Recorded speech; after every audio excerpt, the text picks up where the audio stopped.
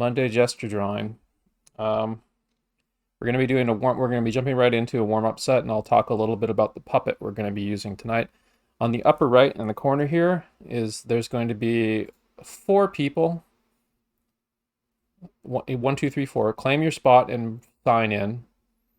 I'm going to post the link to it in the if you are a supporter on my Discord, you automatically will be put into the, you all automatically get access to the supporter corner. I have a thing called hidden supporter corner where I'm posting a link to the Magma Studio so you can join. It's in there right now. And we'll see how many people are able to come in there. We got 1 person in. So there should be a total of 4 people aside from me. So a total of 5 people in the room in there.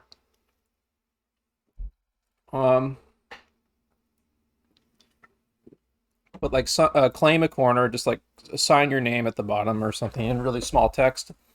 And don't worry about don't worry about things getting too pixely. Just zoom in and resize your images and stuff, and create new layers if you really need to draw more stuff. You're going to be doing like 2-minute gesture drawings and stuff in here. We're kind of test driving how this works out, and if people are willing to contribute to the server, I will be able to do the paid version of Magma Studio. So we get 4K. We will get currently we're only limited to 1080p resolution for the draw space we work on. We'll get 4K draw spaces to work on, and I'll be able to run multiple instances of the class of like the drawing section at once, so I can have multiple links where like maybe like 2 or 3 screens at the top of the screen where people are in multiple sections drawing in their own little corners. And that might be really cool. Like I could probably juggle about 8 people, I would say, doing drawings in those at a time. The link to the new draw pile is in the it's in the supporter corner right now. That means that currently only Twitch subs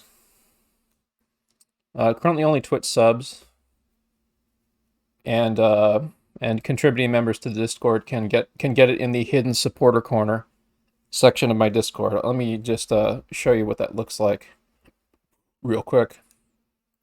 Let's make sure I don't have it. So in my Discord, right here, going down to the supporter corner, down here, there's a hidden chat right here, which only shows up if you are a supporter. That means if you have server boosted, if you are a Patreon supporter, if you're a Twitch subscriber, you will be able to see this section. So I'm giving priority to the people who are contributors to access the Magma Studio section to follow along and doodle in. So we're going to be starting a drawing set very shortly. I'm going to be setting the timer for 20 minutes, and then we'll get started with the gesture drawing warm-up session. So we'll start that right now. Where the fuck did I put the music? There's the music. Okay. All right, here we go. Let's let Home Resonance play on loop here. I think that's pretty good. Make sure it's not too loud.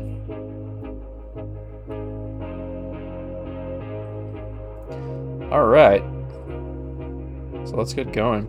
During the 5-10 minute break, I think we'll take a little extra time to maybe replenish some of our stocks of figures, because I've got a few sources I can pull from for that. But for now, let's just get warmed up.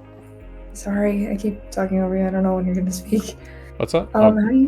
How do you shrink stuff in Magma Studio? There's a little tab box thing on the left. It's like that kind of. Here, look at my Twitch real quick. It's a little tool that looks kind of like this. Give me a second. I'm not on your Twitch. This thing. Give me a second. I'm not on your Twitch.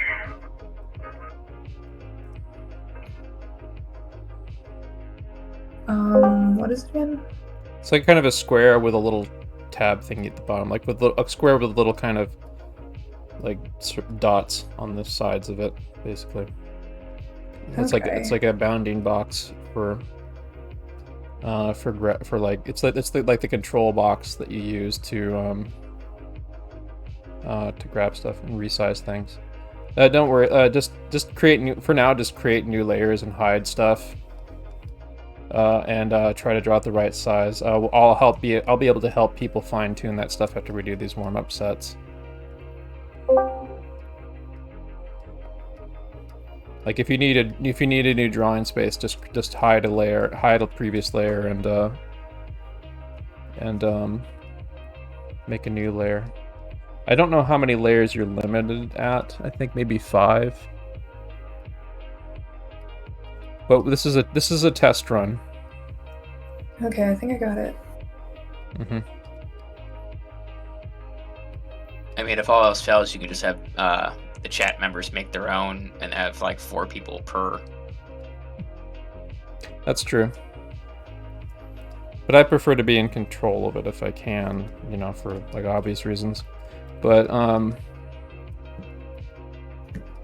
feel like the way I go about poses tend to be a little bit touch and go, because I don't necessarily always have to draw the entire body of characters, since most of the time you're working in like 3/4 view, like torso up. Yeah.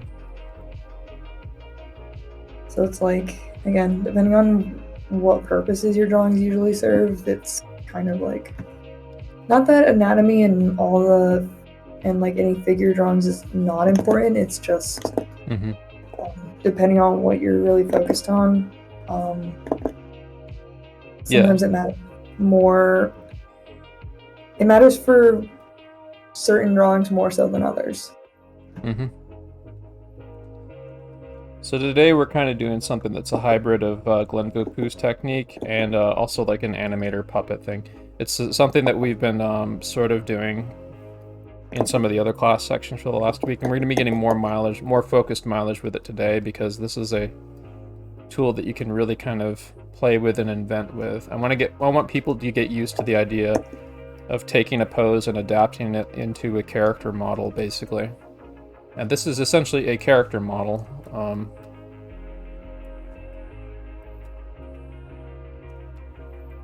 I think 2 minutes is too short for these warm-ups, to be honest.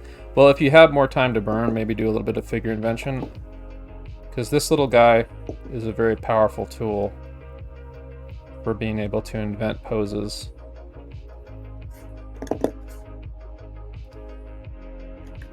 And this guy's just one way to approach your simplified figure drawings, especially like for shorthand, for storyboard, or animation. This guy is actually, I think this is the traditional Disney approach, if I recall, to animator shorthand. But I'll have to double check that. But basically like a kind of like spherical head with like a ellipses drawn through it for like showing what direction the head is tilted. Very, very simple, kind of almost like flower sac like body. And then like very, very simple limbs. So you aren't worried about detail or anything. It's just about the simple pose. And you can like the people who are drawing in Magma Studio, you can draw these really small and they can be like really pixely, and as long as they still read, they're fine for the exercise. Like you're not like this is the kind of stuff that you like do. Like you can do this tech. I want people to like start getting used to the idea of drawing really small with these guys, because like you'll find that you can like control the gesture and see the overall pose a lot better when you draw these smaller. Like I want people to get used to the idea of drawing these little guys at like kind of post-it note size. The post-it note method is one of the homework assignment parameters for this week, by the way, for my Saturday class. I'll mention that later for the folks here who are new to my classes or whatever, who weren't able to make the Saturday.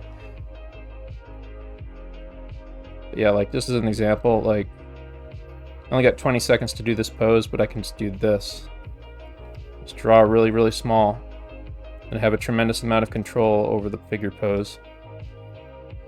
Like, you see how powerful that is? Like, being able to like quickly capture a pose like in seconds, basically.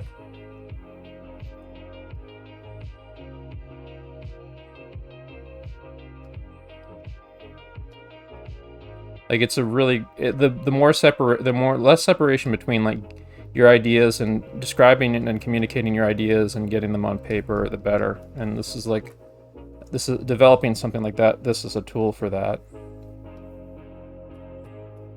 Because when you're storyboarding or you're coming up with ideas for your animation or whatever, you want to be able to like run through ideas quickly and throw them out quickly. It's like a simple expressive tool like this is really handy for that. Anyway, if anyone has any other input on voice, that's fine. Because we're just getting warmed up right now, so don't let me dominate completely for this section. Anyone have any personal insights or anecdotes? Another thing I like to do while doing poses sometimes is adding a bit of the emotion, especially if you're doing kind of like a cartoon thing. Yeah, definitely. Well, a little bit of the hands a little bit. Yeah. Which can be usually done in a bit of a diamond shape, and then if you need extra fingers, you're going to do it with like an extra line here and there. I'd say it's usually you're fine. Part of the reason why a lot of animation is able to get away with drawing stuff with just having 3 fingers is because usually the 2 fingers, your middle finger and your ring fingers, usually kind of pair together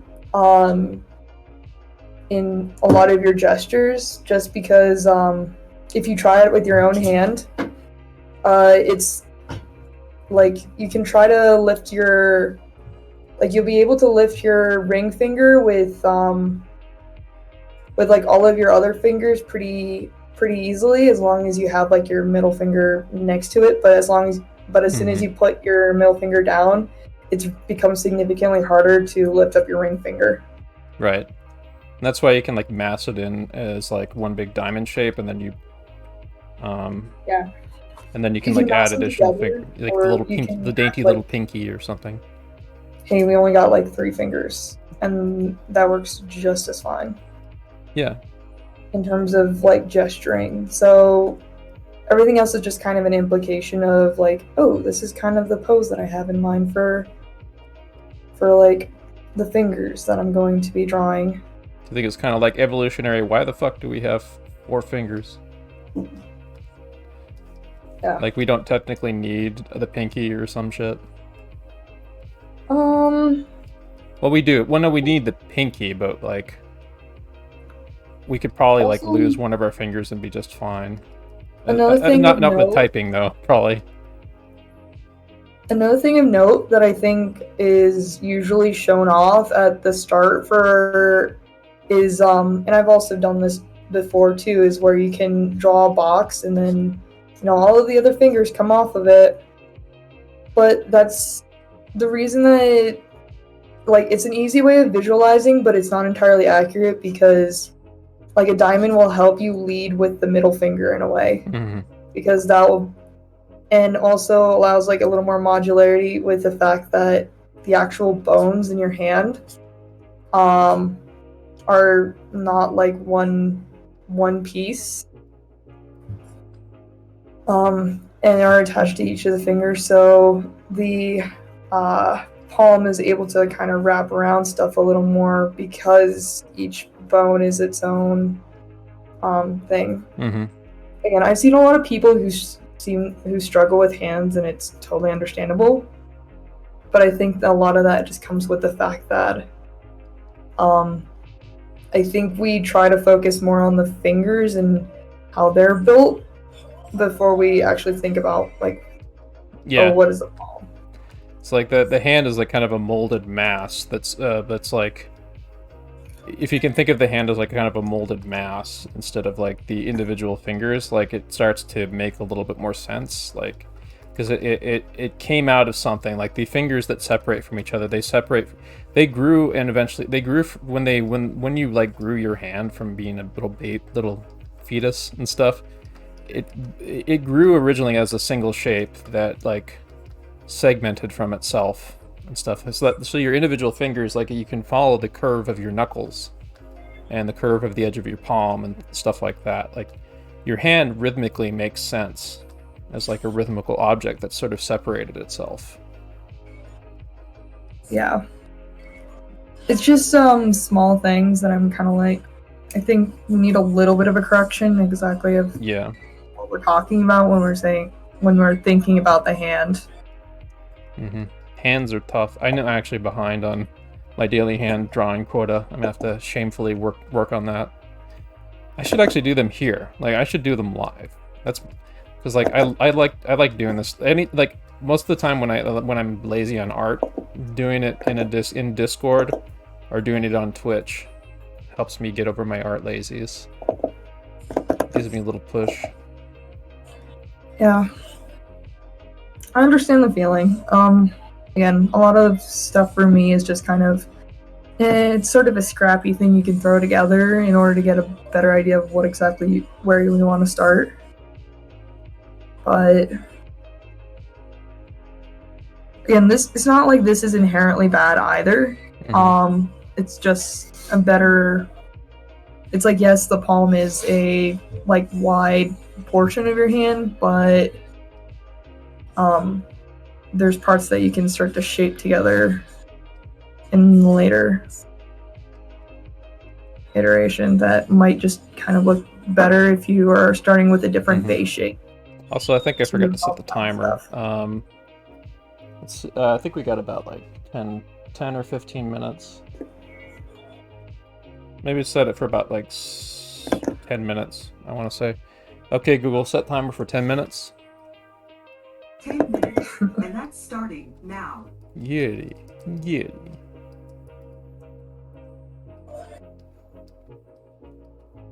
Also, thank you so much, Red T, for your contributions to my server. For I've added Red T as a moderator on my server on my Twitch because they've been really, really helpful with people in giving art feedback. Have you given any animation feedback yet? Just curious. The tiniest bit. I've been watching a YouTuber who is more in the area of animation, but it is something that I've been considering to get a little more work in, or start to work more into, especially since I've been doing like storyboards. Yeah. Pretty well. So stuff like I'm thinking potentially using my character as just kind of a outward-facing avatar for like people who just kind of like, there's kind of like a recognizable. Mm-hmm. I don't know. I think part of the use of a cartoon avatar is to be kind of like have a somewhat brand associated with it in a weird way. I don't know exactly how to describe it. On that note, I've still got my cyberpunk Spacedad, which is currently the better drawn of my two. I'll put him somewhere on the screen as a stream caddy during the break, I think. We need to get some more. We need to replenish our stock of figures. So here's the thing: I had a massive collection of like tons of figures and stuff, but then like I messed up on something and they all got hard drive wiped a few weeks ago. But so I'm kind of replenishing my stock again. It just means that I'm just going to be continually kind of just adding to it. And fortunately, this time I set things up so now I have an automated backup to prevent something like that from happening again. Do you have trouble with data, like storing your, like with storage on your computer? No. I was trying to manually back it up, and then like it didn't copy them properly and some shit, and it left all the folders empty. It was really stupid. I do manual backups, and then I have like now I have an automatic backup for my system. Yeah, I have I was like hoping. The thing is that my computer's kind of a potato in terms of storage, as in it has nearly none. Well, at least a potato can store starches, but Thankfully, storage is one of the things that is not ridiculously overpriced at the moment. If you need like a SSD or a serial hard drive for bulk storage. Yeah. Oh, another thing I think is worth mentioning in relation to poses is actually having. It's more of a character design thing, but having a very recognizable silhouette. Yes. Because silhouette plays into not only just the pose, but also the way you design your character. So I believe SD's way of designing his character has a very recognizable, like, I don't know what that hairstyle is, but even without like any of the foremost detail, you'll still be able to like notice that, like, oh, that's character. Yeah, for sure. Silhouette is actually going to get its own special week during the coming weeks of gesture drawing. This week we're going to be focused on shape. Today we're going to be focused on this figure puppet, which is sort of shape related because there is a little bit of shape construction that goes into this guy. That's going to be emphasized a little bit more, but Wednesday we're also going to be focused way more on basically the next step of the Alex Wu gesture drawing stuff. So people who have been checking that out on Schoolism will be getting some practice mileage from that on Wednesday. I'll be doing some additional practice in it tomorrow. Tomorrow my plans are I'm going to be doing some study session stuff during the day in here, and tomorrow will be like time for me and other folks here to work on the Saturday homework, basically, and also prep for like the Wednesday stuff. I do kind of like the way I have things set up right now. Like the classes are basically like I picked. Okay, we're gonna focus on storyboarding, and to that end, like we're gonna be also maintaining momentum with storyboard-oriented figure drawing. And then we can work on the storyboarding homework on stuff.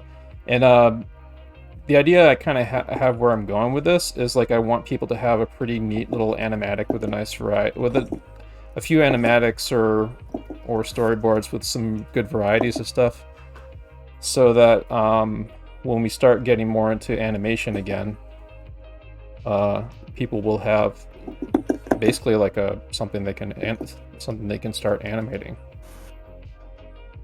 or at least they'll have like a good sense of how to pre-plan for their animations.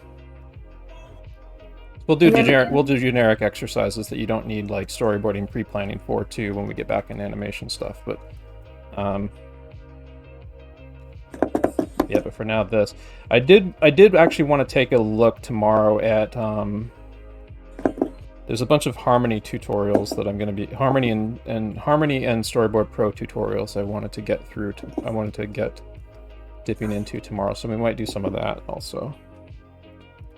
Harmony and Storyboard Pro have their own Discord as well, so if you ever have any system issues or any questions to clear up, you can. That is good. That is a good tech tip. I really should do that.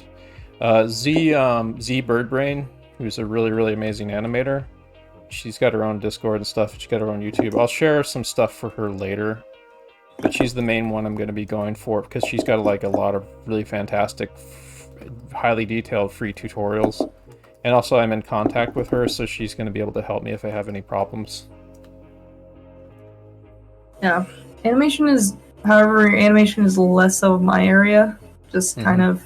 You're more storyboard oriented. I'm going to be looking around. It's like, I don't know a ton, but I could know a few things. Yeah. Well, the good news is like, as we kind of like move through storyboarding, we're going to kind of like get more into animation, so you'll be able to get some animation out. There's a lot, like, you've seen a lot of like more recent storyboards these days. Like a lot of storyboard artists are basically acting as animators now. Like, Yeah. a lot of storyboards these days are basically like rough animation for the thing, especially on action shows.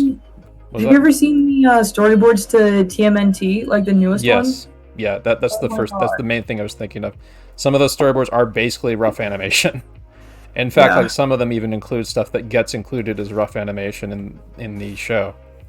Like there's some effects animation shots that they just like literally just lifted from the animatics. Yeah, I think the industry, like if you actually are interested in getting into the industry, they expect a lot more from you. It's kind of absurd because I mean it's great. There's great quality work, but and at least for as far as the unionized jobs goes, like those storyboard artists that are being called on to animate, are getting their money, are getting paid well for it. But it is a little absurd to me, like how storyboard artists these days have to also be editors. They also have to be they also have to be animatic editors. They also have to be I think they have to wear about 5 or 6 different. Yeah. They have to be animators. They have to be character designers to an extent. They have to wear about 5 or 6 different hats for 5 or 6 different jobs for being a storyboard artist. The division of labor is kind of messed up these days, I think, and I think some shows are benefiting from it because of the type of show they're like. In Rise of Teenage Mutant Ninja Turtles, they definitely benefit from just like letting the storyboard artist cut loose and throw a bunch of energy into it as if they were animating it. But yeah, I think the definition for like, oh, I'm an animator is become more like, okay, are you the storyboarder or are you the cleanup artist? Yeah, well, even then, it's kind of tricky. I mean, the cleanup, the animators have to do cleanup these days, basically, especially on Harmony shows, which is a pain in the ass. Trying to take up a little less space, but I'm generally drawing kind of big, especially since I think my pen likes to do kind of is a little finicky where it likes to sort of mix between, oh, I think I'll do like thick and now I do thin lines. Semi-thick. And it's not even pressure. Okay, Google, stop. It's not even pressure related. Yeah, no problem, Gus. Gus in Discord just said he has to leave early because he's feeling pretty wiped out. Later, dude. Hello, Spacedad. How are you? I am good. We are on a 5-minute break. I'll set it for 10 minutes actually, but we might come back a little early. Okay, Google, set timer for 10 minutes. 10 minutes, and we're starting now. 10 minutes. Hopefully I remember to turn that off. Yes? Yeah, are you planning to follow like February challenges or something? Like February stuff? You mean the stuff in Ethan's Discord? I don't know if it's on Ethan's Discord, but it's more like a challenge overall, where you have to like put a certain amount of figure drawings in February. It's called February figure drawing. Yeah. Huh. I didn't Like know. I didn't know about that. Yeah. DM me more information on that. Also, I want to remind people if you are one of my Patreon supporters or one of my Twitch supporters or a server booster, you automatically get access to in the supporter corner section of my Discord. There's a hidden supporter chat. In there is the link to the Magma Studio drawing collab page that appears on the upper right of my Discord. There's three spaces that I drew a crisscross on the page, but there's 3 spaces where you can draw in, and you can draw along on there live. So we'll hopefully get about. We'll get about 3 other people in there, hopefully, from my supporters. Yeah, check out the hidden supporter chat. There's a link to the Magma Studio drawing collab page there.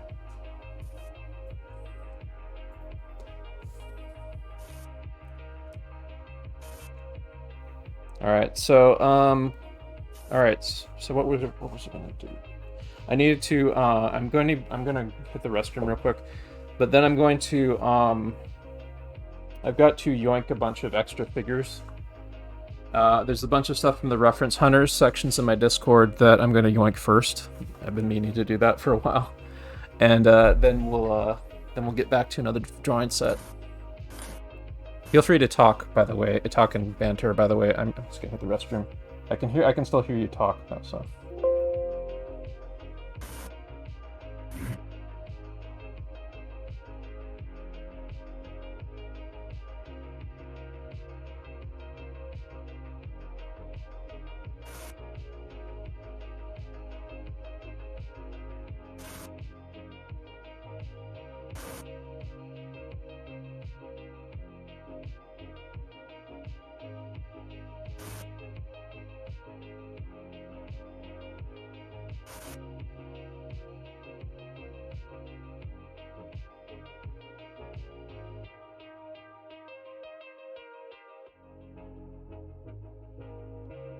Cannot find the reference on their chat.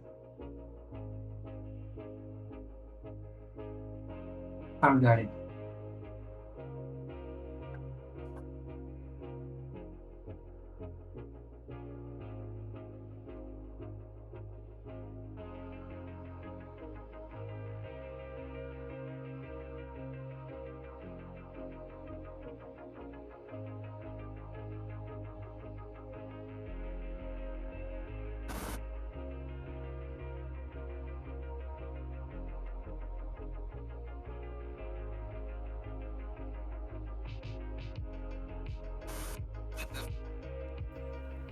I definitely need 2 more monitors for sure.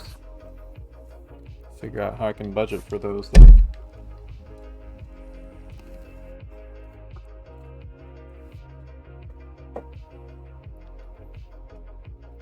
Maybe I can have like a main monitor that is never going to appear on stream or something. I don't know.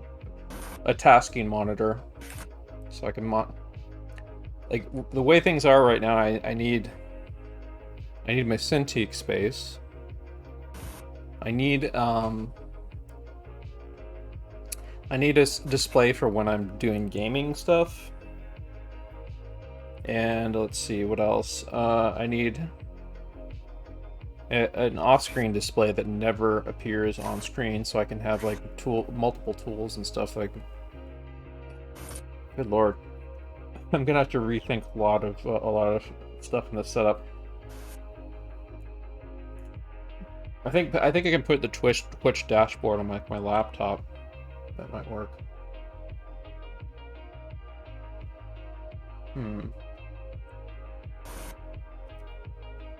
Yeah, well, I'll think about that stuff later. But anyway, so we got to yoink some figures right now. So... I posted some, but they are all like nude academic poses. Yeah, where did you post them? In reference under. Yeah, please don't post nudes in there. It's not nudes. It's like a link to okay, stuff, but if you want, I can delete it. All right, I can. That's fine. No, that's, I guess, artistic nude linked is fine. That's probably not gonna be an issue. As long as it's the images themselves aren't appearing in there. Just put a little warning about nudes in the post. Just add a little warning about nudes into the post. Yeah, I'll add that. Yeah. Anyway, so there's pure ref, and now let's see here. Art streams. Yeah. Where's my Pinterest link? Root menu, web links, Pinterest. Here we go.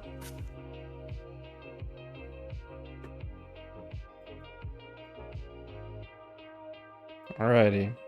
So I'll use that, but also I need to use Discord. So bring up Discord. Alright, so I've got 2 reference hunter sections. Please don't use the reference hunter section that's on Ethan's anymore.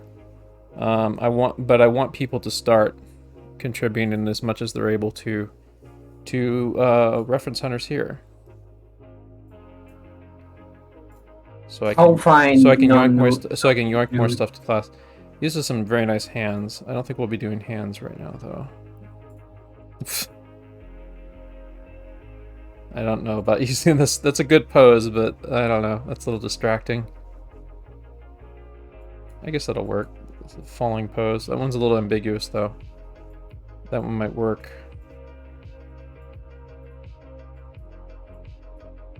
Some interesting stunts there. So I'll be yoinking stuff from this, and I'll be yoinking stuff from Ethan's Discord. Man, it's a lot of the same pose here. Hopefully that won't be an issue, though. Yeah, there's a little bit too much in the and too plain poses in the costume. It's a very alluring pose there. I think that one's an okay clothed figure. It's not really a figure. Yeah, well, I won't use that. So that one's a little bit too covered up. And it's not full body. These are good. Whoops.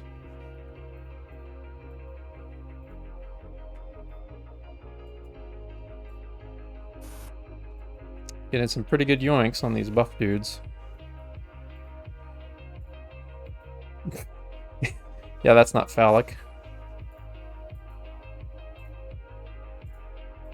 Oh shit, I forgot to stream on Discord too, so that like people who want to interact with me in real time could do that. I'll do that here. Let's see here. Screen. Let's put on 720p, 15 frame rate, that should be okay. Let's keep the bitrate down.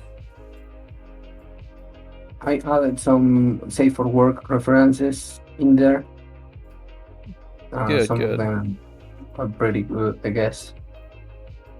I can keep adding more. Sure, yeah, keep adding.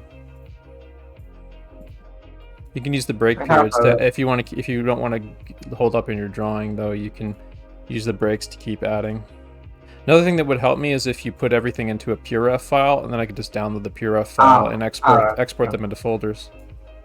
You can physically load them in there. You don't have to yoink them in. You can just like, you can load them by in a whole folder and stuff. It's a really small image, but that'll work. How much would be like? I don't know. Just as many as you can without the file size getting too huge. You can break them up into multiple files too if file size becomes an issue. I have like extensive reference for gymnastics and dance, and I guess yeah, go for it. Definitely are great for like gesture drawing. Yeah. Also, I have a bunch of paid image packs that I would not use on stream. Whoa. Alexa, stop. What the hell's happening here? This has got to be from like a movie or something. No, yeah, most of the like gymnastics are from like games or Olympics, so they are like free educational. I mean, for use. Don't really know how let's see. Yeah, that's a good pose. I've used that one. We've actually drawn that one before. Here we go. There's some good sword poses.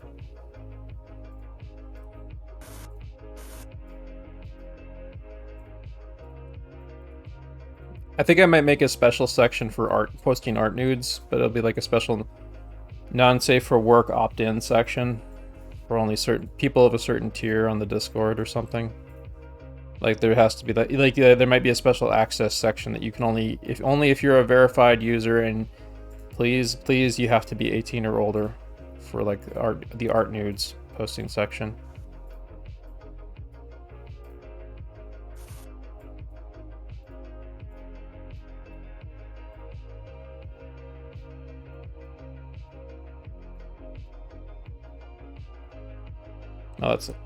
No, that actually works. I think this back picture maybe not so much. Some 3D models, depending on how well posed they are usable for drawing sessions for sure. And I'm gonna keep yoinking. I'm gonna go up and yoink the rest of these during the next break. I'll start yoinking stuff from Oh yeah, that's a double image. I'll start yoinking stuff from the Ethan's Discord, which still has a bunch of other things.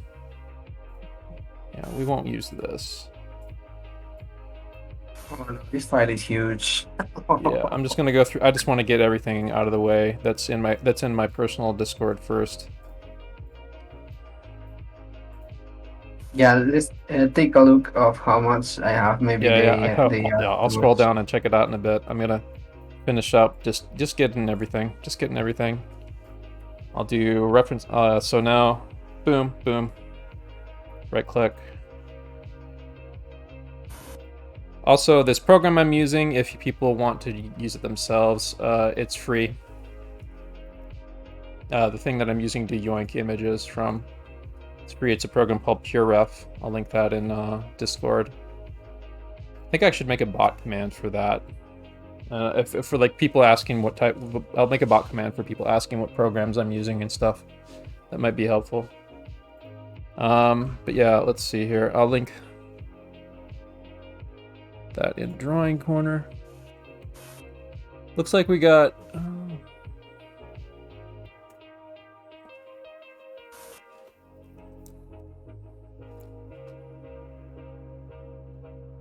I guess we just don't have more supporters today for the drawing pile section. So I'm gonna do like an honor system thing right now. Just do a first come first serve thing for the Magma Studio link.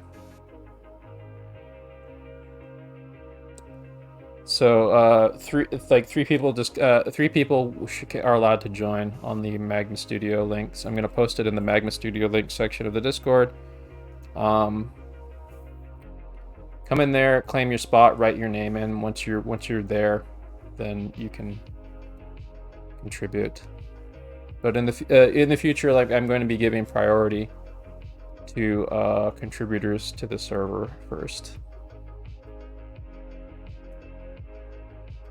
For that, so that the link is in the Magma Studio links in my Discord right here, right there. So just we just need like 3 more people are allowed to join and claim three more spots on the on-screen drawing section here. I'm gonna get rid of the 5-minute timer here. We've gone about 5 minutes over here, so I think we should be starting right now. So let me get rid of the 10-minute timer there. All right. And we are no longer doing Magma Studio warm-ups. We are doing... What are we doing? We are doing... Let's practice storyboard. Storyboard. Figure drawing. There we go. That's good. Okay. So, let's get going on another set. We'll be using this collection of images we got. Save it real quick. So, ref hunters SD1A. Save that.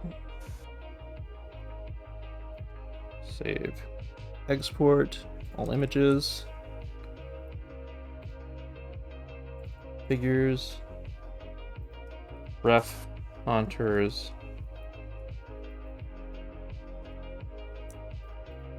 Go. Subfolder, goodie, export. We'll do a set of 1 minute poses. So let's see here. Start new folder. Select folder. Ref hunters. There we go. So we'll do a set of 1s now. So everyone get settled in. We'll do a set of 20 minutes of 1s. Okay, Google, set timer for 20 minutes, 30 seconds. 20 minutes and 30 seconds. And we're starting now. Alrighty. So as I go through this, I'm going to be talking a little bit more about this figure that we're using this evening.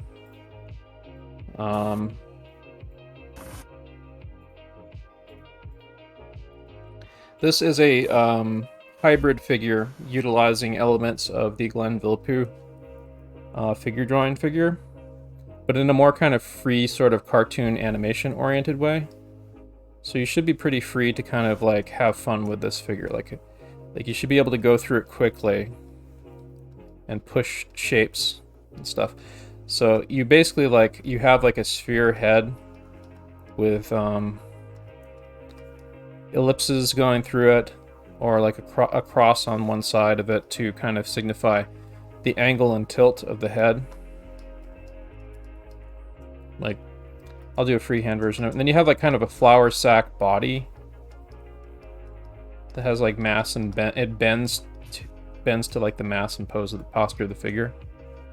Like, let me see if I can do a good example of it on this guy here.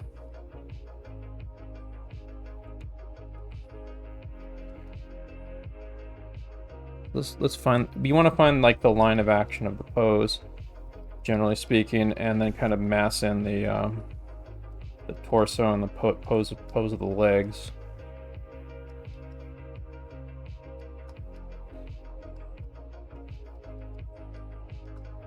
So this is our second set. You should still be getting a little bit more warmed up doing these. Like the first hour set is usually going to be like kind of a warm-up and adjustment period. Second set, we should be getting into a good rhythm doing these, and then third set, we'll be really trying to absorb stuff. We might, I don't know if we'll do a full third set tonight, but I want to do at least, I want to do like, so we're on our second set right now. We'll probably do a total of 5 sets this evening of 20 to 25 minute pose sessions. Probably all of them be 20-minute. I think 20 minutes is a good time to do these in without exhausting yourself.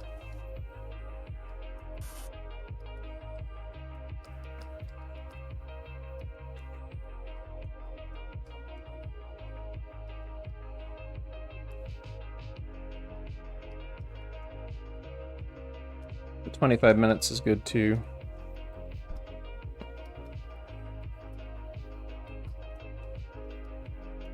So I'm going to do some figure invention with this puppet, but I did kind of like some of that back here. It's a puppet that you can play with freely, basically.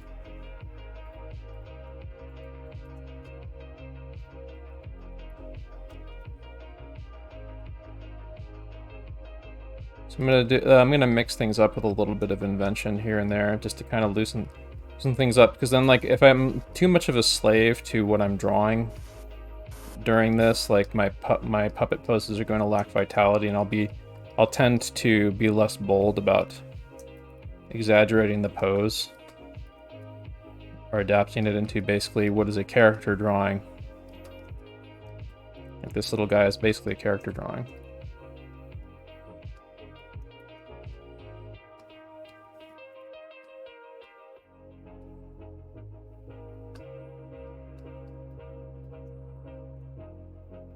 I'm drawing a little large right now. I should actually shrink some of these a bit.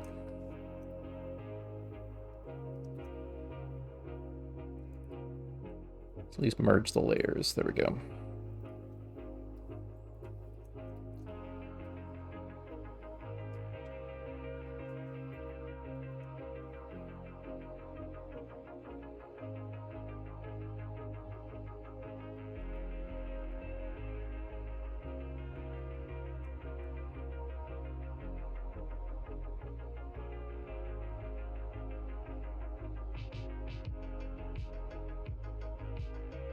Yeah, here's a good example of how to use this shorthand a bit. Like, get kind of like the general feel of the body, sort of look for a line of action going down to the legs a bit. With the posture and the attitude of the figure. The shoulders are a little kind of relaxed, but sort of hunched forward just a little bit because she's checking her cell phone.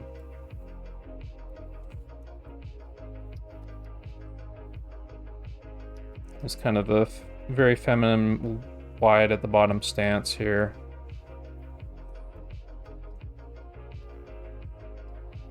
There's this pose right here, which we can do some lovely simplified things with to find angles and stuff like that. Maybe just make this like a pure straight right there.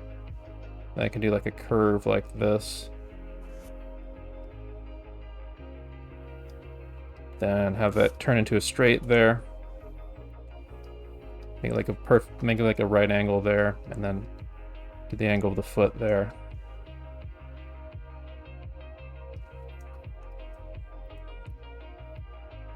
Then likewise, I can kind of do a little bit of that with that hugely foreshortened leg right there. Just keep it a simple line, because these are like just 1-minute poses.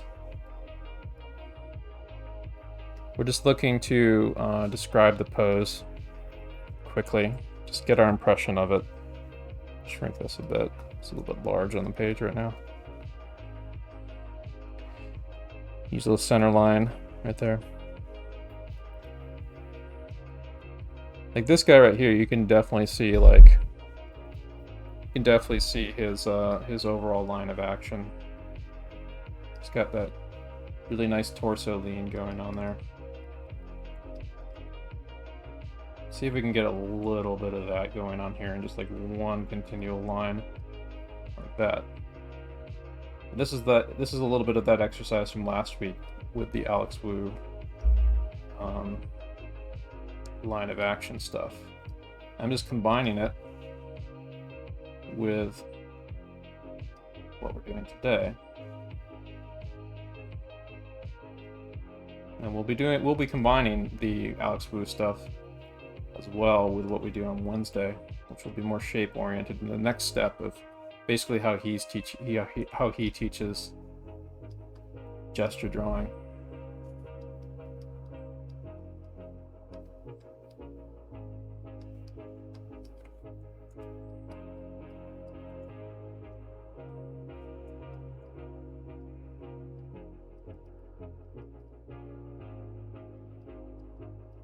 I need a himbo.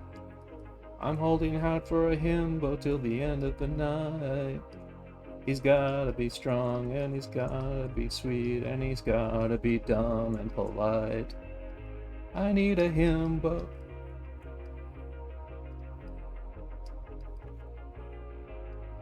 It's an actual parody song that someone made. It's pretty great. I might play it later.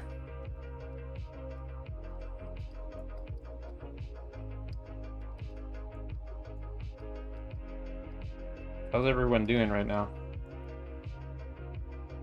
I'm fine. I'm enjoying the gesture. Yeah. Pretty Curious- good. Yeah, I'm curious what everyone thinks of the figure puppet we're using this evening. So I had a very specific question actually. Is it better to draw in the object first before you put in the arm lines, or lay in all the arms first? What do you mean by object? So say like he's holding the javelin right now. Is it better to draw the javelin first before you concentrate on trying to lay in the actual It depends lines? on the situation, because you've got to kind of pick up on rhythms and you got to make a judgment call of what's going to help you kind of find the flow of the pose. So in some cases, I would say, yeah, maybe drawing the javelin first would help. But you're kind of looking for the overall big picture, whatever it is you're trying to do. So it's kind of going to have to be a judgment call. It's kind of like you got to kind of figure out what angle you're going to approach the wave that you're surfing on, basically, if that makes any sense, and do it in real time. Do you get what I'm saying a little bit? Kind of. I would say, I personally, it really depends. Like some poses, probably yes. Some pose angles, depending on what angle you get a good feeling from, really. So, but I would generally say it's a good idea to find the overall sweep of the body first, and then you can kind of,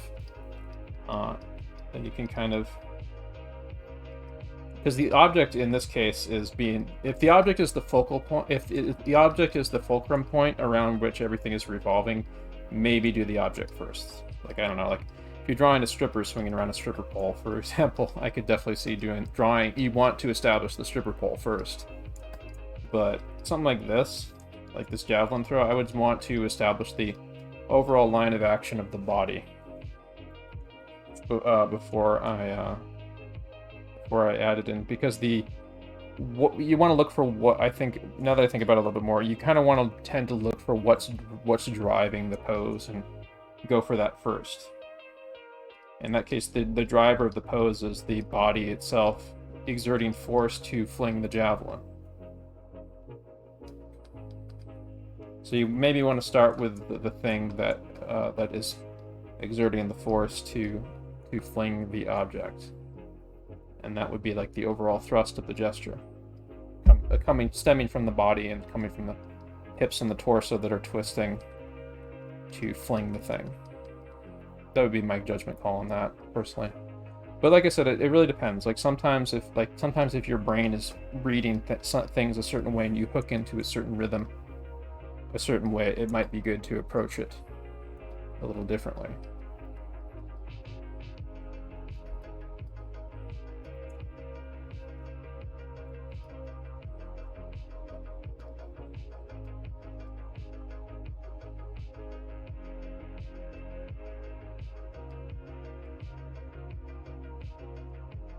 That's what's fun about like mediums like art. This also is the same is true of music. Like when you're dealing with stuff that's so complex and that can be so abstract and it's potentially expressive, like there can be different angles that you approach it at the same subject from. Like you might draw your version of the body a little bit differently from certain angles and stuff. Even if it's pretty like materially consistent.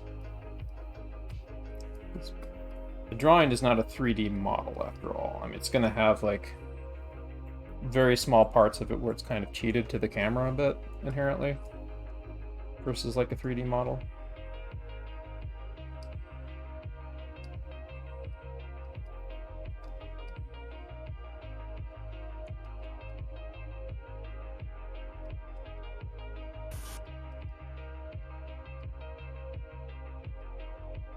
Yeah, I've always wondering which is the app that you use for like just drawing time poses. Drawing what poses? Yeah, for just gesture drawing. Yeah, poses. I also got to put that in the bot too. Gesture drawing 3 is the app that I'm using with the time poses. That one's a $15 app on QBrush.com. I've got to actually make a bot in the Streamlabs element, or the Stream Elements thing that I signed up on, because there's a lot of frequently asked questions that would be nice to have a bot for. Sure. And then it can have like the links to PureRef and PureRef and the Gesture Drawing 3 app are like the two main ones people ask about the most.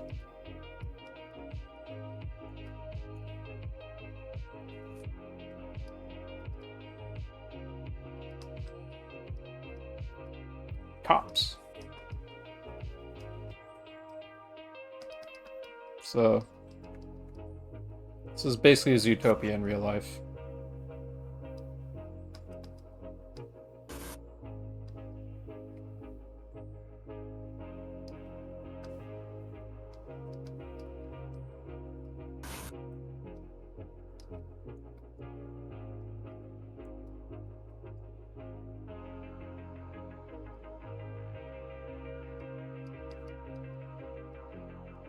I hope Disney does more with Zootopia. I think there is a Zootopia sequel coming out in development.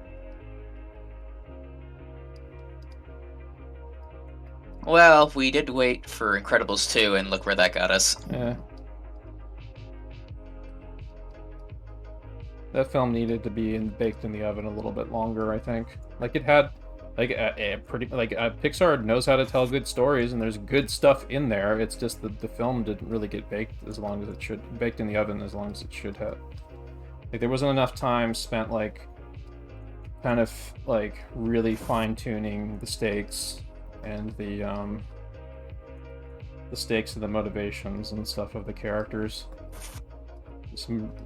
I've been meaning to share, like, there's some really fantastic videos I saw a while ago critiquing Incredibles 2, and like how it was like a few degrees of adjustment, like some editing to cut some things out and some minor additional tweaks the film could have lost about like 5 minutes of footage, and it would be radically improved in a different film, in different film tonally in some ways.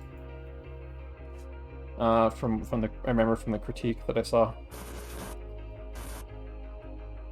Because there's like there's some stuff that is not necessary and kind of detracts from the story, and there is some additional things that could be changed to give better stakes to what's happening.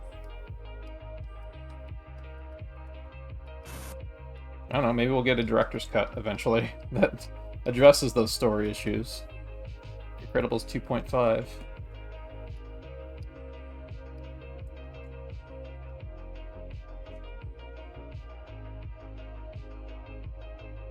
Like how my original drawing there is just continually shrinking. So I just a really weird tendency to draw way too big on these.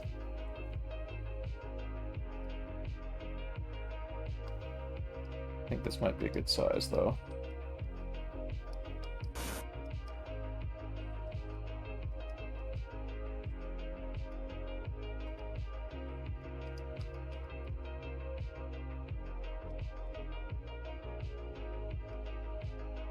Today's going to be a pretty easygoing class, not least of which because I'm like testing out the Magma Studio stuff that you guys see on the upper right. The people drawing up there. But Wednesday's going to be a lot more of an intense class, I would say, because we're going to be getting pretty seriously heavy into the shape stuff. Do you have to pay the Magma full license to be able to draw with others, or no? Yeah, anyone can use it. So the way the paid licenses work is there's 2 tiers. The first tier is the pro tier. Only I have to be signed up and paying $10 a month or $70 a year. And then once I do, like everyone who accesses it gets like access to. Okay, can like draw in the 4K area. I don't know if they get access to the pro brushes. I think you may have to sign up the pro version to get access to the pro brushes, but we'll find that out.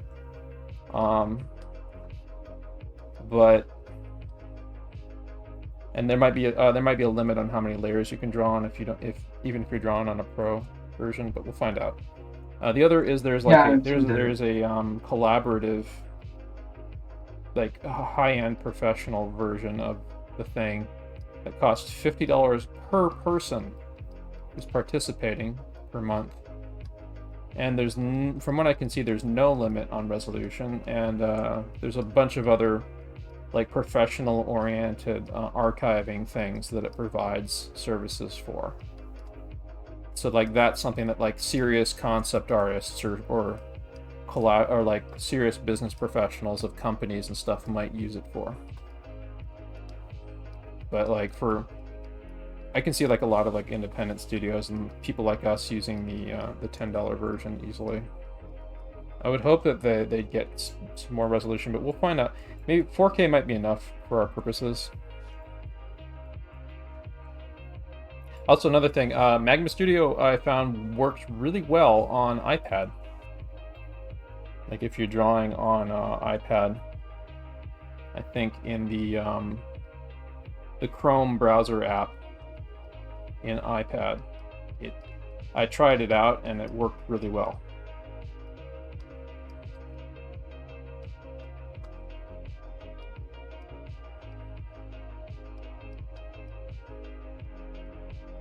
And as I start getting more multitasking with stuff, I'm currently using my iPad as my Elgato Stream Deck, basically, for stream shortcuts and other things, but like I can also use my phone, potentially.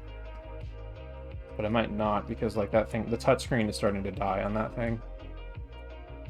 So in any case, when I get like access to another kind of Stream Deck thing, what I can probably do is I can have my iPad open up on the Magma Studio thing, so that I can like grab my iPad. I can grab my iPad pencil and draw on the Magma Studio without having to shuffle around things. That would be a very interesting way to multitask, I would say.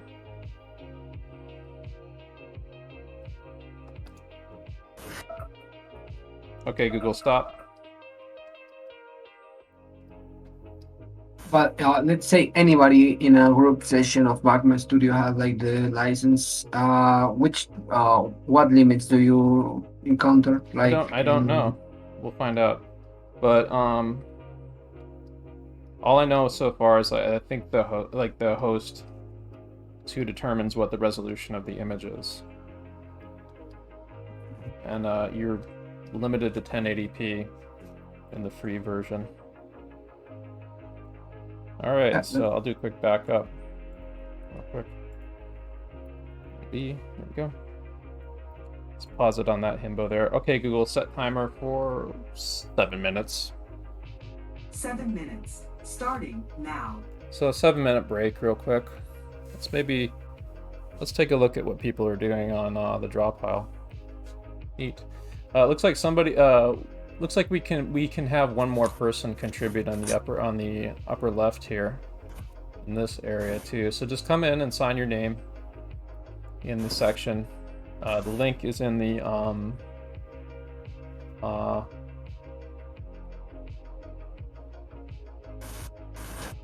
link is in my Discord in the Magna Studios links. Just one more person pop in there. Be first come, first serve.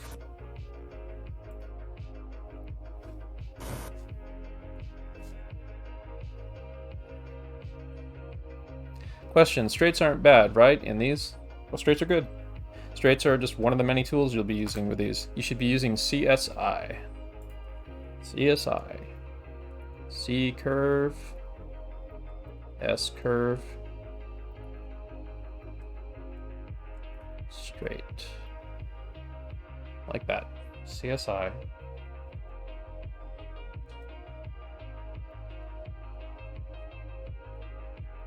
Straights are just another tool.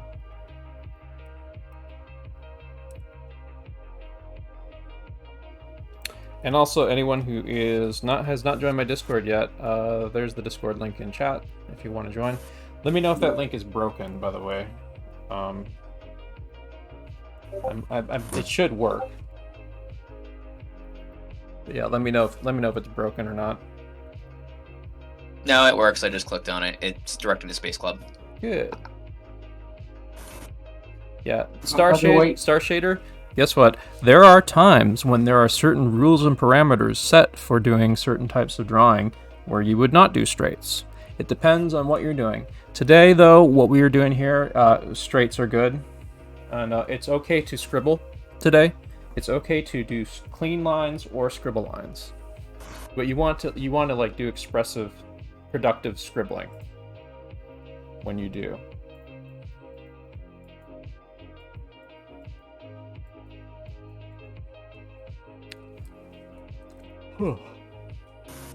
Also the other thing, I wanted to share this before class. Flooby Newbie, I think I should make a bot out of this too. The Flooby Newbie, and I'll link that in Twitch, and I'll link this in the drawing corner. This is a really great site that I used to use in college, and it's only grown since, but it's a massive collection of like art, like draftsmanship art tips, cinematography, storyboarding technique, tons and tons of stuff, and there's more stuff being added to it fairly frequently. But like this is a giant like master collection of tons of stuff to go over that will give you you can pull bits and pieces from it in little chunks, and that's what we've been doing. We've been pulling bits and pieces from this throughout the last week. In the case of tonight, let me see, there might be a section in here that relates to what we're doing right now that I can point people at. Yeah, this stuff, well, I mean, like, this is essentially where we're headed with this stuff right here, like this kind of gestural loose drawing. But yeah, like this right here from Grism Norm, right here. A little bit on gesture versus structure. What we're going to be doing on Wednesday is going to be a little less structure oriented, more shape oriented, but there's going to be some elements of structure in it. And there's a little in the puppet that we're using right now. There's a little bit of structure in the head and in the kind of flower sack torso that we're doing, but like it's mostly gesture through the body. Like our puppets are kind of like a little bit like this guy right here. There's also the silhouettes on the right here are silhouettes and negative space stuff. Right there on the right. We're going to be getting into those in future weeks as well. I think we might be getting into those after the shape stuff this week. So not this week, but next week we might be getting into silhouettes. And this, of course, is where all of this is going. Like we're working on this technique for storyboards. This approach to drawing also works for shorthanding your animation too. So some more stuff on storyboarding stuff specifically. Oh, here's some thumbnail tips on storyboarding.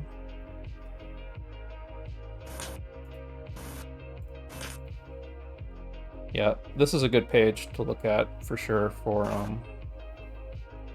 tips on your approach to figure drawing. This kind of way that they're drawing stuff. Look at this, like right here. Simple C curve, S curve, straights, and stuff like that.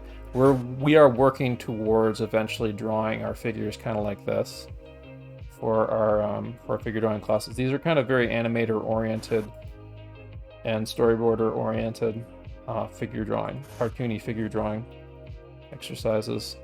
We are working up with the building blocks of working towards doing this basically over the next several weeks.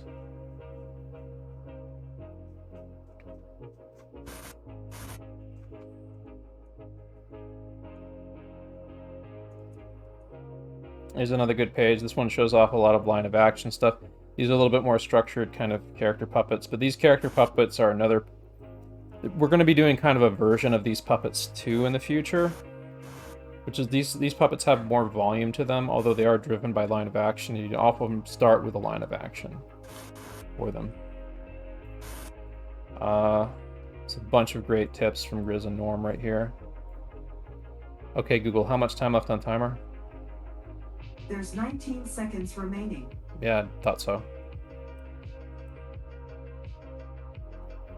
Yeah, I better make a bot out of this, out of the Fluby Newbie Mega Doc later. Stream elements thing. Okay, Google, stop. We'll be starting a new set of 20 minutes. This will be the third set. So normally this would be like the halfway point, but we're probably going to go to a total of 5 sets tonight, but we'll see. If we're feeling really good, we can go for 6 total.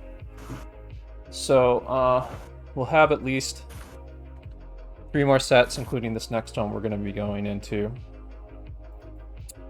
I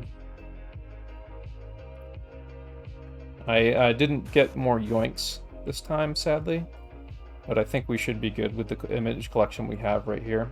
So we'll keep going with this with more 1-minute poses. And I want people to just kind of loosen up. Like, play with the puppet. Feel free to do some figure invention poses with it. Do like some cartoon attitude poses, other things. You can kind of keep it simple like this. You can just draw the spine, like for example, if I'm doing that, or you can just do like a line. You can do this kind of thing I'm doing where I do like this kind of curvy line of action, and then I sort of like ghost in the limbs and stuff. It doesn't have to be complete. When you are doing the invention poses, though, like it might be a good idea to do more like kind of building a character, sort of, or whatever, like something a little bit more concise. But you want to get used to playing with this guy because you're going to be like using it almost kind of like a 3D model inside of your head to create poses and at angles that you need for your story, or to modify existing poses or adapt them or whatever. So let's get going again. We'll get started on this lovely himbo here. Make a new folder. Do that, and we will start right now. So, okay, Google, set timer for 20 minutes, 30 seconds. 20 minutes and 30 seconds. Starting now. Start with the phallic telescope himbo here. So if we were doing more cartoony oriented figure drawing today, then I might like make a silly scene out of this guy. But that's not where I'm concentrating my energies right now. I'm trying to get like overall feeling and posture and flow right now.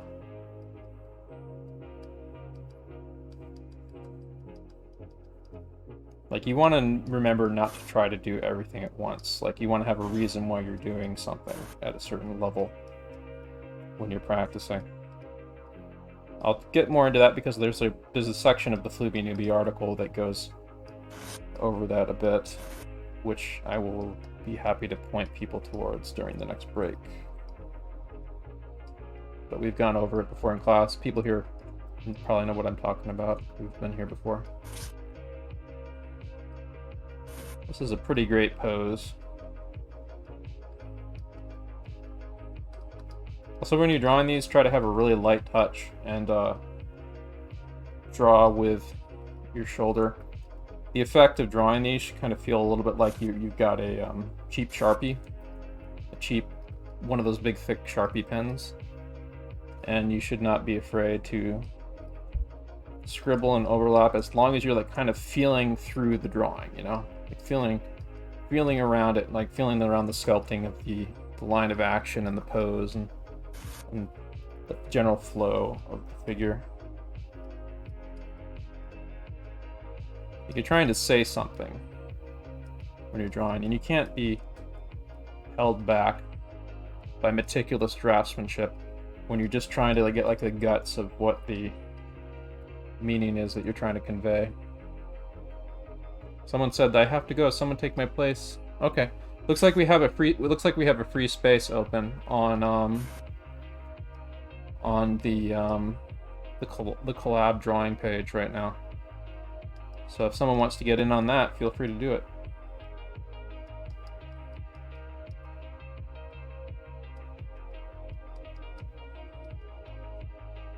Also, yeah, what's some observations that people are making about using this technique or some other approaches that they've been taking? People in voice. What have you got any anecdotes to say about this? Particularly with this technique, I feel like I'm like drawing the Olympics signs for each sport. Particularly the one from Barcelona '92 that have like this gesture drawing for its like logo of each sport. Mm-hmm. It's like something I found out.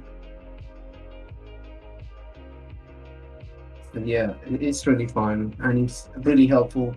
Check this out. This is what we did. This is some of what we did last week. This little Chinese or Japanese cuneiform sort of approach to figure drawing. We were doing like 30-second poses like this, and you can use this technique.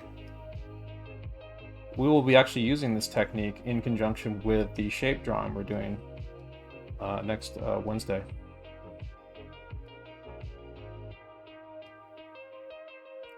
So some of this is a little bit of a preview of stuff we're going to be doing. Ain't that fun? So I'm just playing with it right now. I sort of screwed myself by drawing a little bit too high to the top of the page, though. But that's okay. These are just 1-minute poses. Yeah, like, I can start with his hand up here and then, like, use that for that line of action of his arms. And then I can overlay that rhythm a little bit for the whole sweep of the body, kind of. Like that. And then now I can adapt this into my posy puppet boy.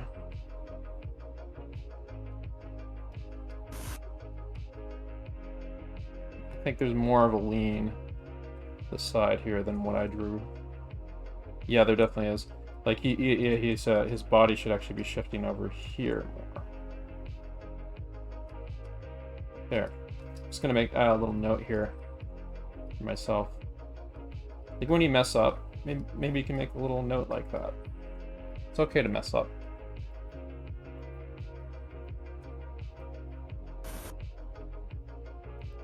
So I'm gonna take some of what I was practicing on that last one. Try doing it here, like using a single line right there for like the arms, and using like a single line for the general line of action of the body here. Single line for the other leg there. And now I can go back in and adapt it with my cartoon puppet.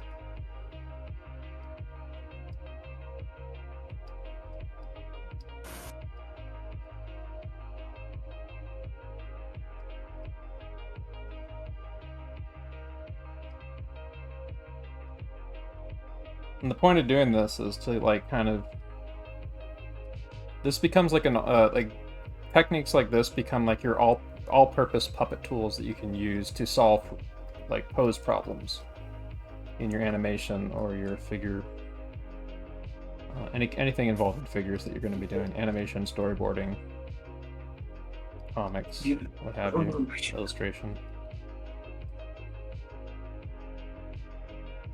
Like being able to make a statement quickly with shorthand is really essential.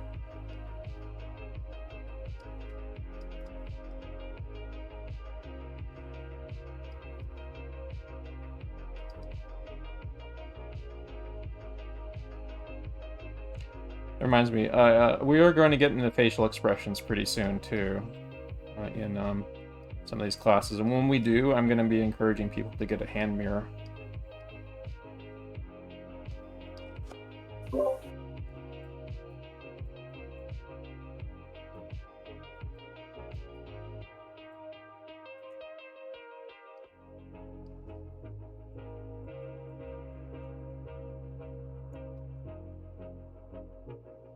I think I'll put on something else other than the home resonance loop I've been having for the last hour.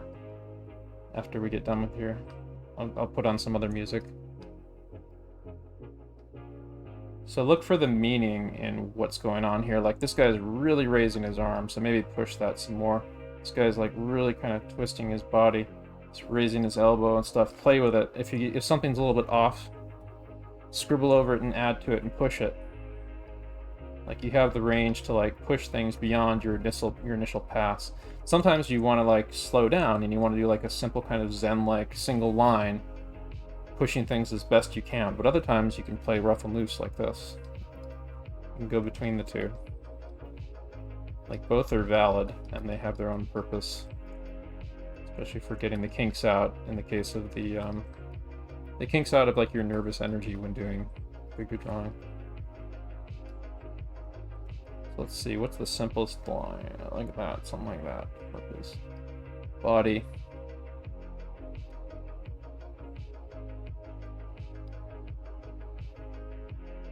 And like something like this for his arms. Tilt of that shoulder. Versus the tilt of the hips a little bit.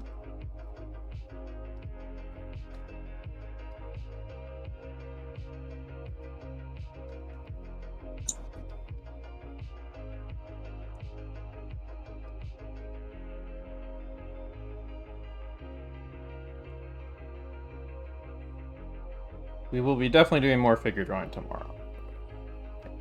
Tomorrow's going to be a mix of doing homework for the Saturday class, studying some stuff for Harmony and Storyboard Pro, and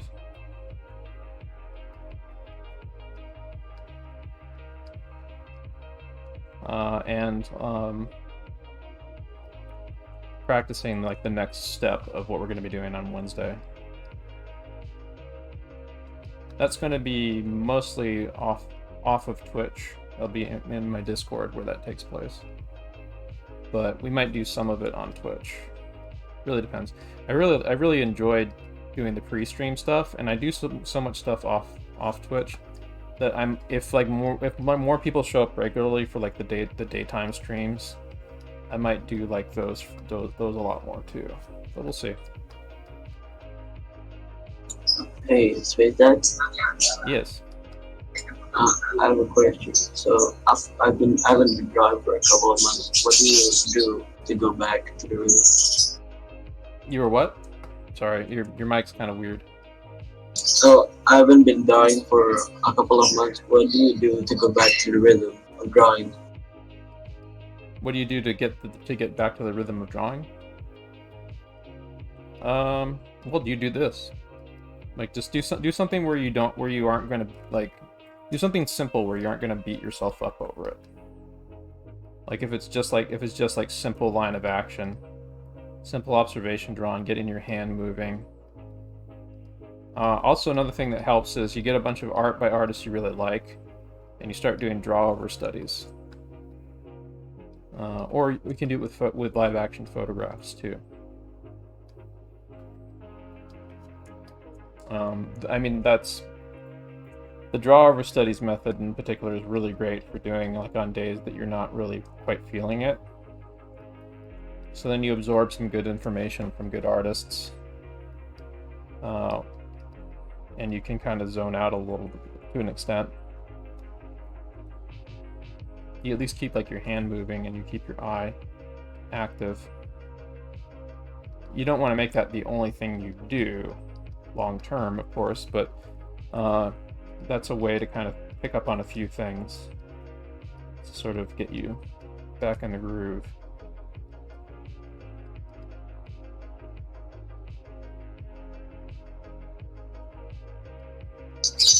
I'll be doing that. Definitely. Thanks. Yeah.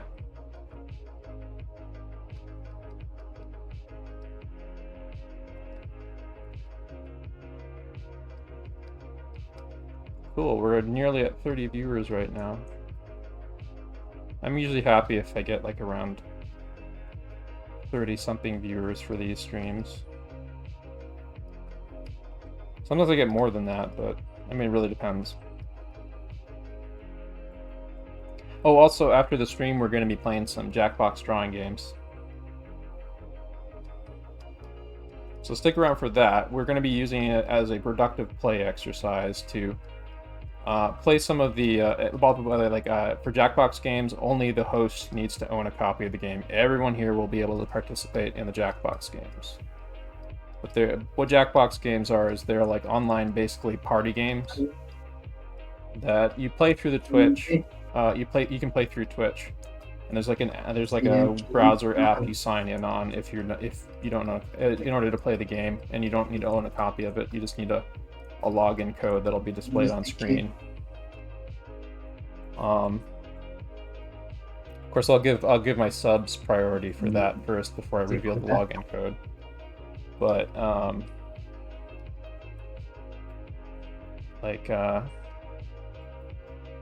Yes.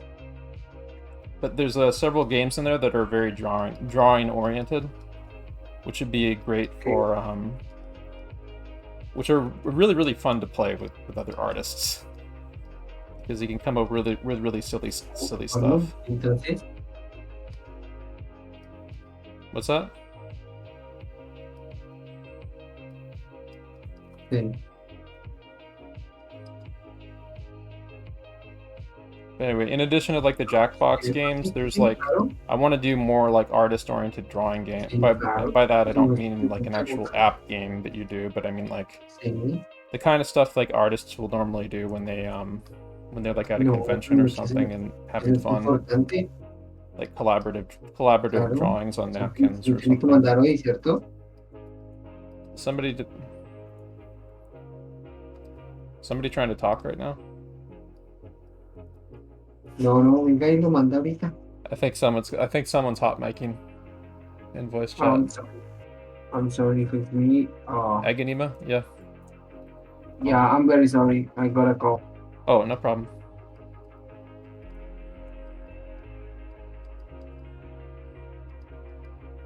Yeah. Sometimes people have a little oopsie like that. No big deal.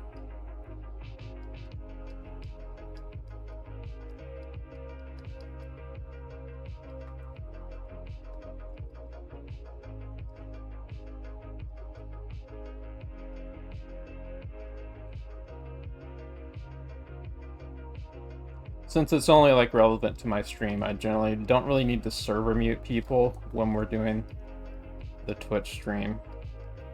I will just like often just like self mute them for just myself.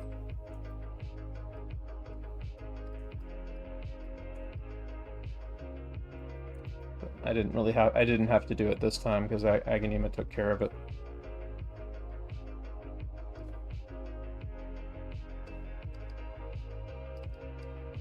They muted themselves.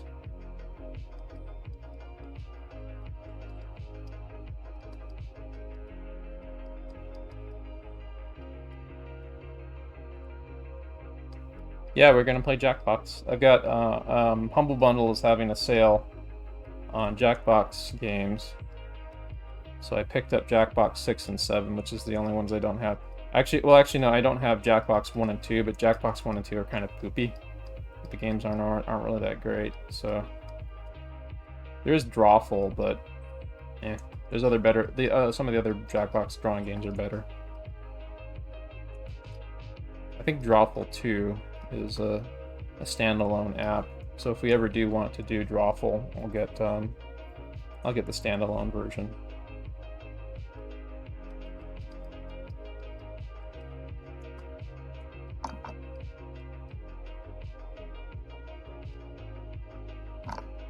For reference, I think I actually have Drawful 2 already purchased. That's cool.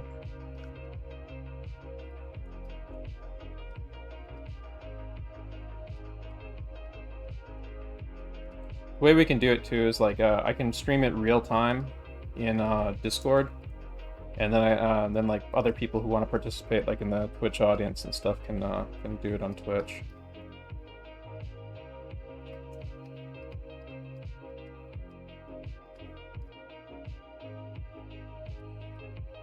There's usually like random people that come in and stuff. It's potentially a nice way to get some new viewers interested in the stream.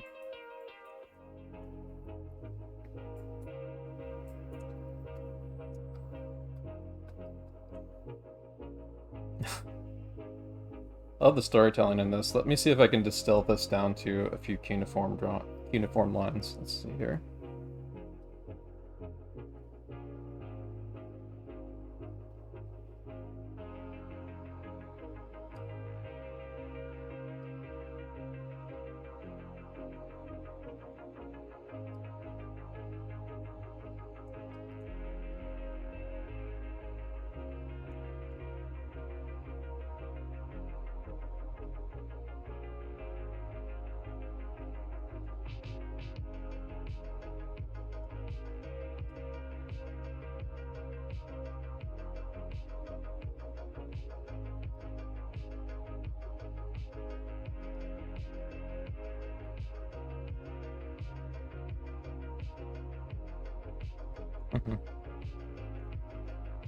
There's one very self-satisfied himbo right there.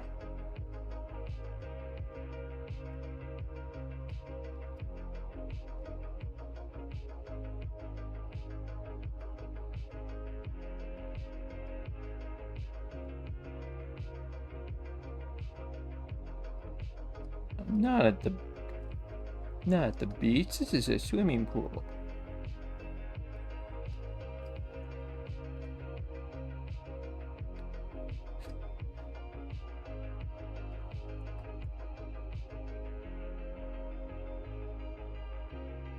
Oh, yeah, that one line from like a porn film that became a meme.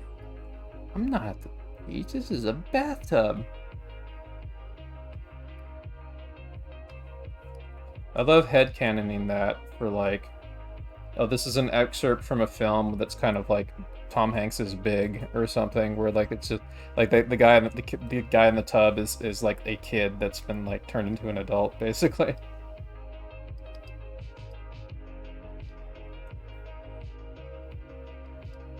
So it's like, you're a weird lady.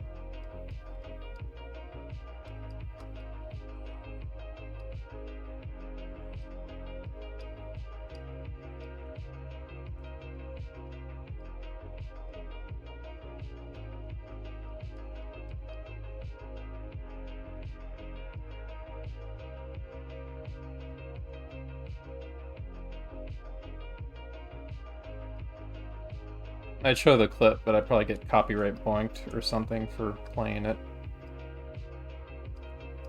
Just Google a YouTube search. I'm not at the beach. This is a bathtub, and you'll find the clip pretty easily.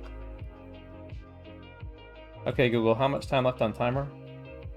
T-minus 13 seconds. Oh, good. Good time to stop. Let's pause it on this really crunchy JPEG of a lady here, which is just fine for our purposes, but this is a really shitty image if you're trying to do something more detailed. Like, if you just want line up... Okay, Google, stop. Okay, Google, set timer for 7 minutes. Okay, Google, set timer for 7 minutes. 7 minutes. And that's starting now.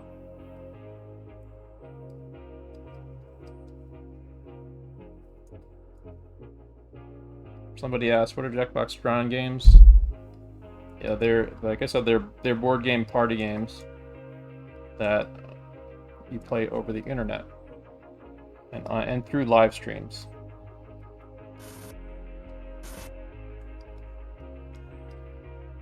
And some of them involve drawing stuff. I'm really sorry about how my team early on. I thought I was muted. I'm sorry. Oh, no, it won't happen again. You'll never work in this. You'll never draw in this town again. No, I don't. It's no big deal. I mean,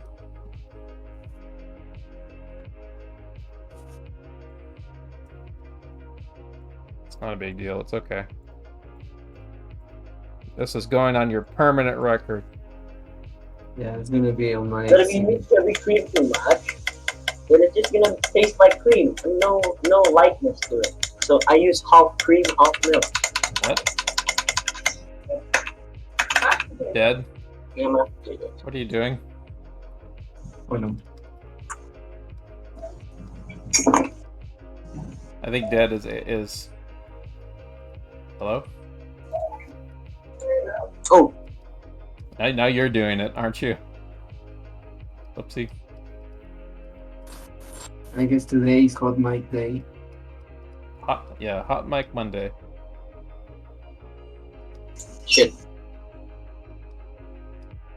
So anyway, like these poses that you have here, like if you have characters that you want to draw or something like that, you can always take the poses that we've done on these sessions here and like use them as a basis. That's fine. That's fine, Dad. You took care of it right away, so it's all good.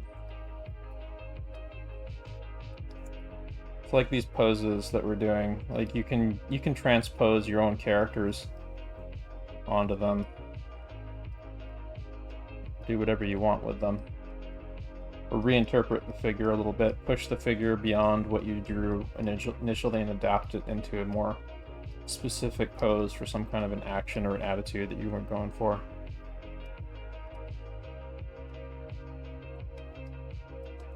And also after doing this for a little while and like bouncing between doing this and figure invention, you have a little bit more freedom with like if you want to say something with these, like you have a little bit of the sense of weight of the figure from drawing these in your head, in the back of your head when you're trying to make an invented figure.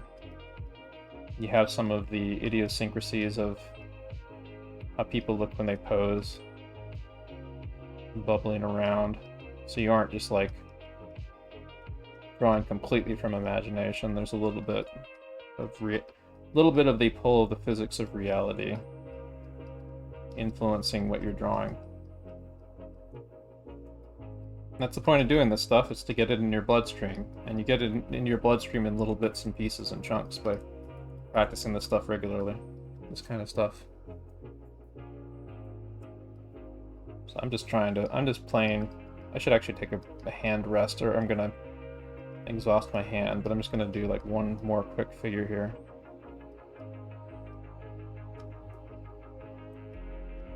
Just do a quick one, and then that's it. Quick shitty one. There's face versions of this exercise that we're doing too, by the way. We'll get into that too when we get into facial expressions in the future.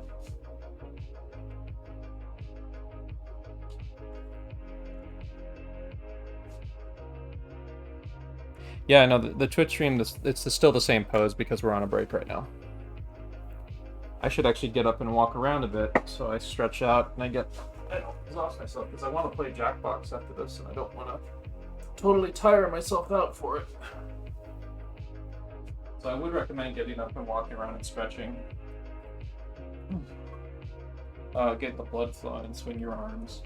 You should be using your shoulder to draw from when you're doing these, by the way. So, like, you don't want to put pressure on your wrist or your elbow.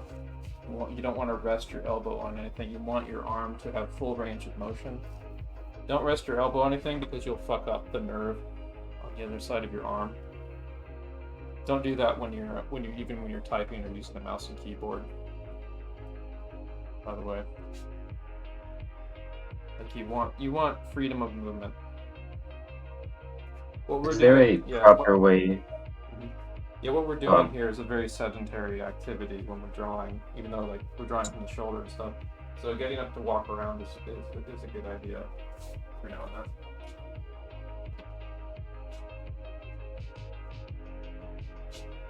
I actually might start. Early on last year when I was doing like a walk cycle class, I had everyone in the class take a 15-minute walk for the warm up once, like and go outside. I don't think I'll do that right now during COVID, but this was before COVID. No, it was right at the start of COVID, so like it wasn't as much danger as there is now. Especially in California's getting it the worst right now. But yeah, when it's gonna be a while before things get really safe again. It fucking sucks. I'm gonna hit the restroom. Actually, yeah, I'll hit the restroom. Get that.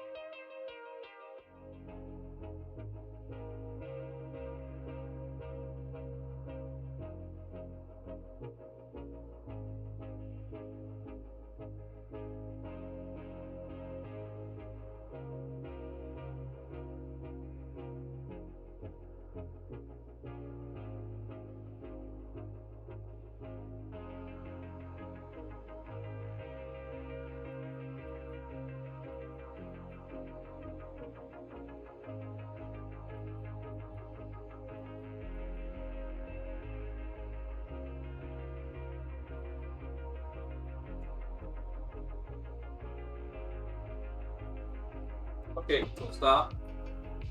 I'm back.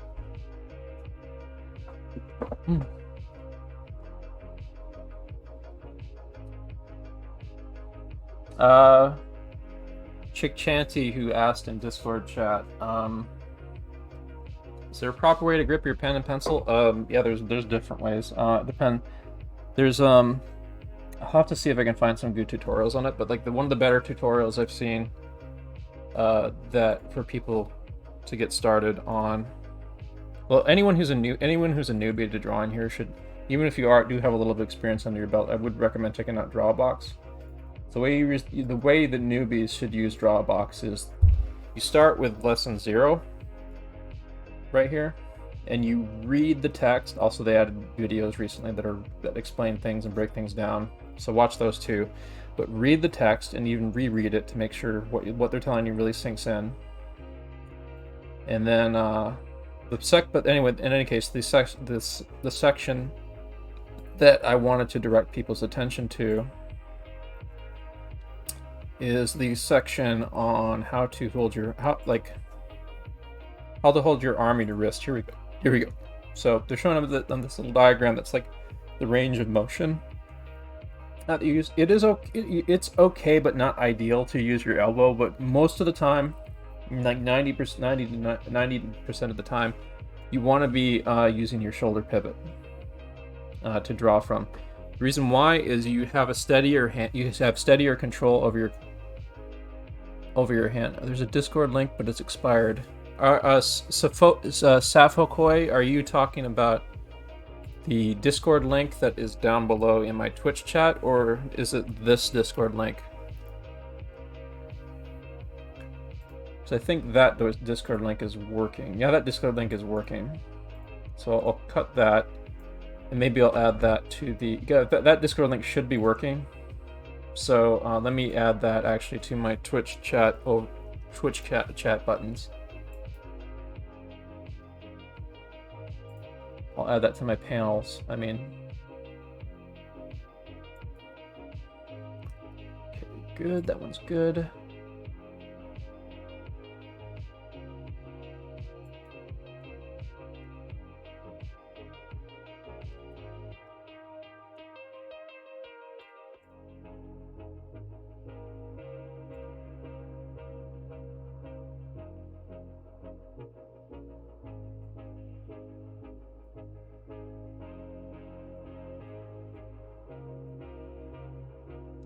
Okay, that link should work, that link should work. I don't know if the Ethan Becker link will work or not, but...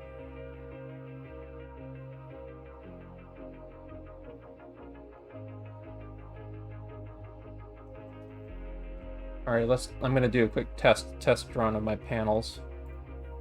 Okay, Google, how much time left on timer? It looks like you don't have any timers. Oh yeah, that's right. We gotta get started on a new set here. Just let me test my panels real fast. I just want to make sure that these are working. Discord, good. That one works. Discord, personal Discord, good. Yeah, the Discord links down below should all be updated and working properly. Just let me get rid of. There's one thing I just have to get rid of here.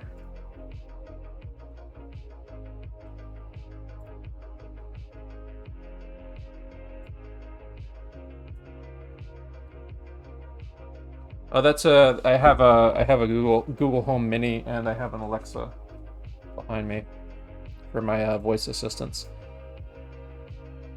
Okay, Google, set timer for 20 minutes 30 seconds.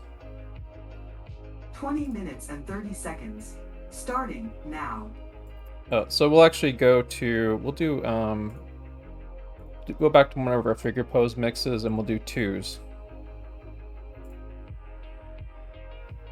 I'm going to continue on this page. I'm going to be doing a lot more, I'm going to be spending more time with these poses to do more freeform invention a bit.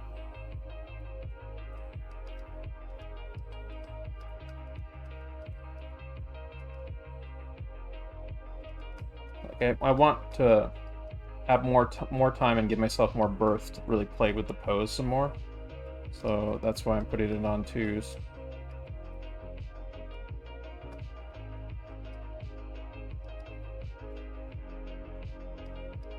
Anyway, there is a free space still up there if anyone wants to take it in the Magna Studio collab page that people are looking at. And I want to like maybe during the next break take a look at what people are drawing up there.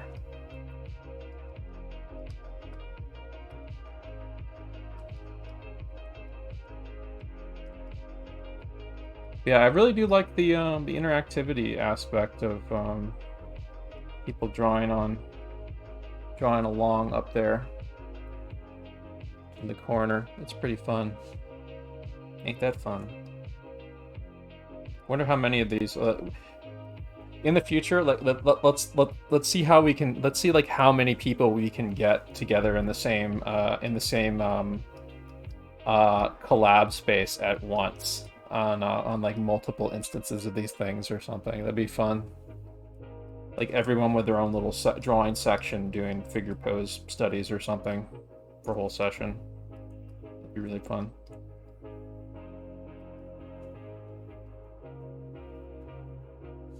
Like a giant mega draw page of the Twitch channel. I'd have to set up like a specific overlay just for that event. That'd be really fun. And maybe I could get like other people in Ethan's Discord to participate in that. Like just a giant mega draw collab study session or something. With like multiple instances of Magma Studio on multiple windows and shit. So everyone has enough space. let's try experimenting with some of that stuff throughout the week. We'll do like some test runs of the layout of shit like that. Any excuse to do more drawing, really.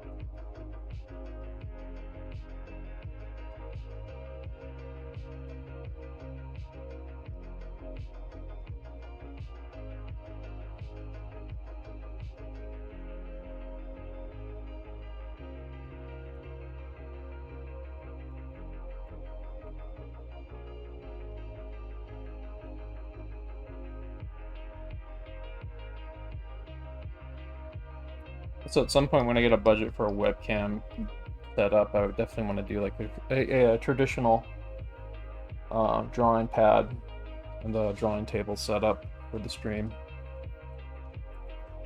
That'd be really fun.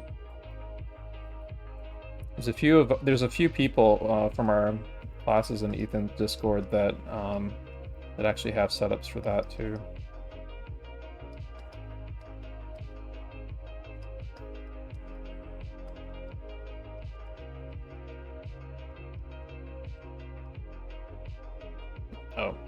This guy's a little bit strange to do a pose of, I would say. I'll leave it on. Well, I'll skip this one. Yeah. There.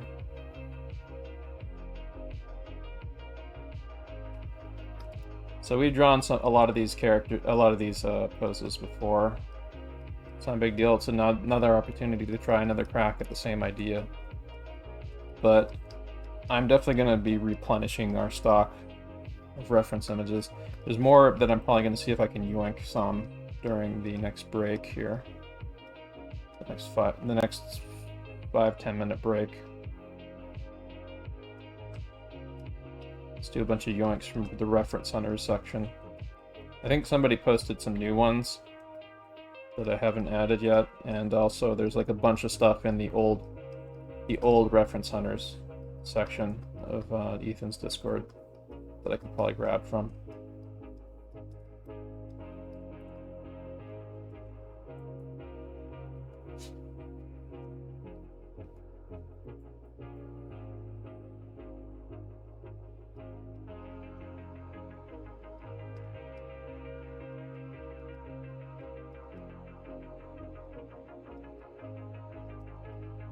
So for the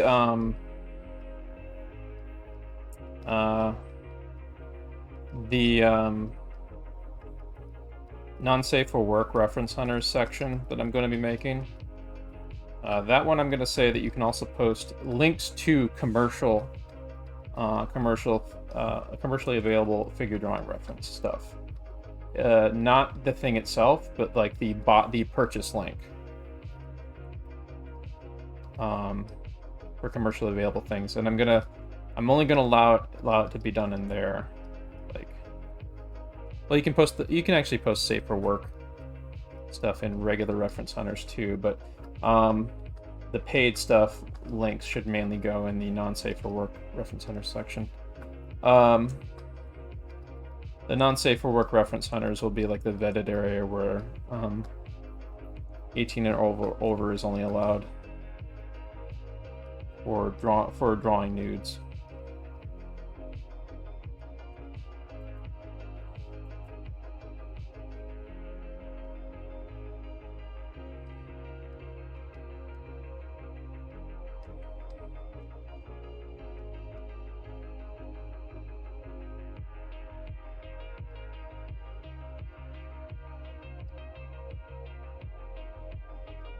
Also, like I said previously, I'm looking to enroll in 1 or 2 or 3, if I can afford it, actual paid drawing classes and animation classes in the near future.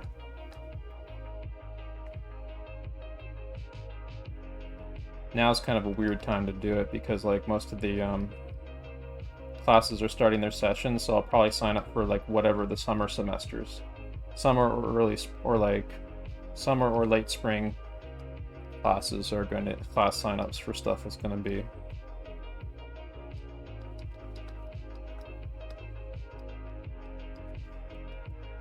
I can make a much more intelligent choice about what I sign up for between now and then that way.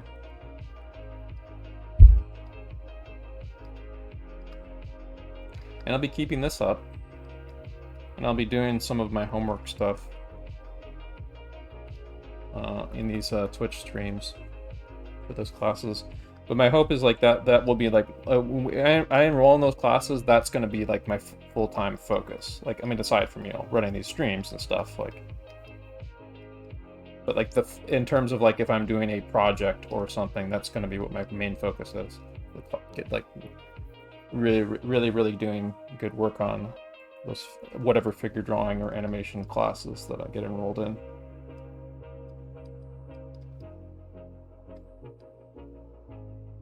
And I've got some great leads to go with too, so I might share some of them actually.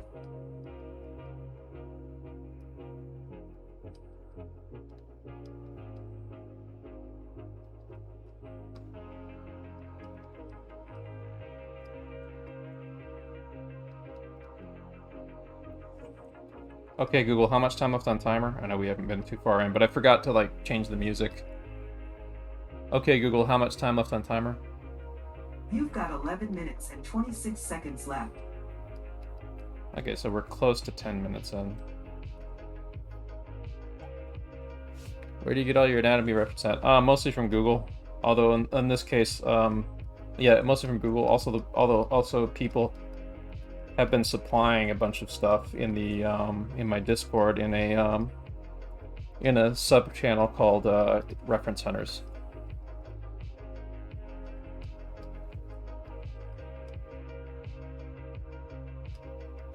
That is, I do have Siri on my phone and on my iPad actually. Hey Siri, why does the porridge bird lay his eggs in the air? Okay, I found this on the web for why does the porridge bird lay its eggs in the air? Check it out. Okay, hey Siri, why does the porridge bird lay his eggs in the air? Okay, Siri, stop. Hey, Siri, stop. Check it out. I think it was Google that did.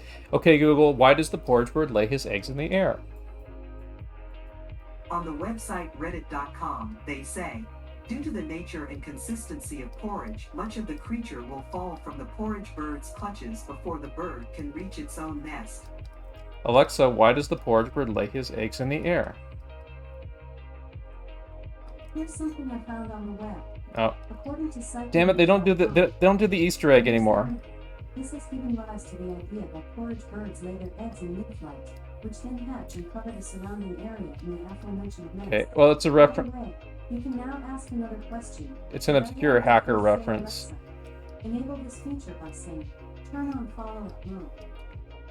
It's an obscure hacker reference. There's a radio play album where a character hacks a computer by giving it a nonsense question, which is why does the porridge bird lay his eggs in the air? And it's just like to confuse the computer in order to like break it open its security and stuff. Read me, Dr. Memory? Macram, unhappy Macram. The funny thing is about that, like that comedy album I'm talking about, I forget what it came out. It's a comedy album called I think We're All Bozos on This Bus by Firesign Theater. I actually might play it on stream on like not my. I'll play it like on one of my regular streams, not my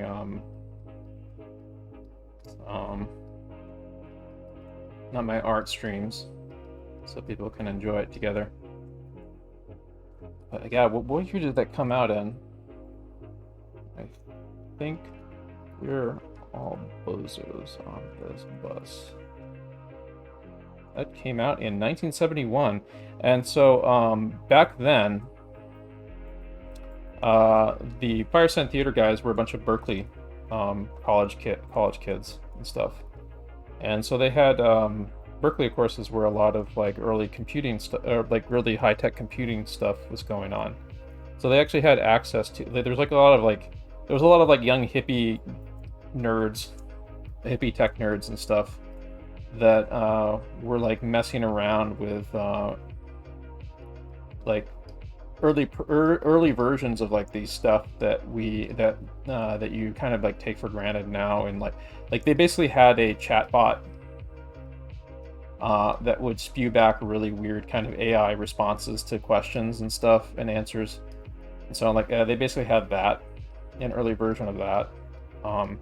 And the Fireside Theater folks based the computer responses and actually some of the actual text responses they got. They used that as fodder for the computer character in We're All Buzzes on This Bus. Like some of those responses are actual computer responses that they got when they asked it questions.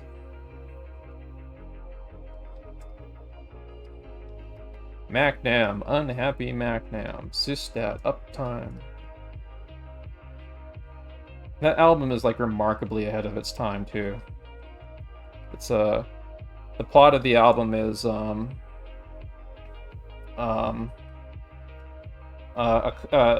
there's this main character and a couple other characters that go to a future world's trade fair, kind of, you know, like World of Tomorrow fair sort of thing. Or like Tomorrowland at Disneyland, basically.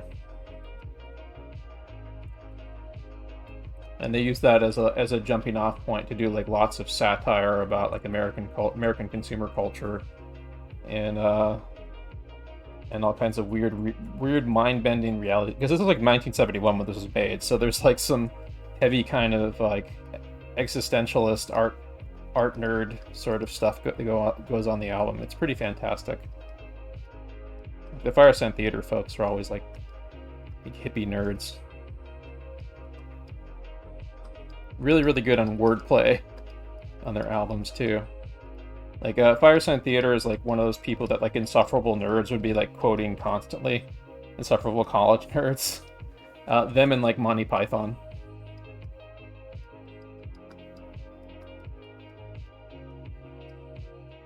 I should play some of those for the folks here so we can get so I can transform all of you guys into insufferable nerd Fireside Theater fans.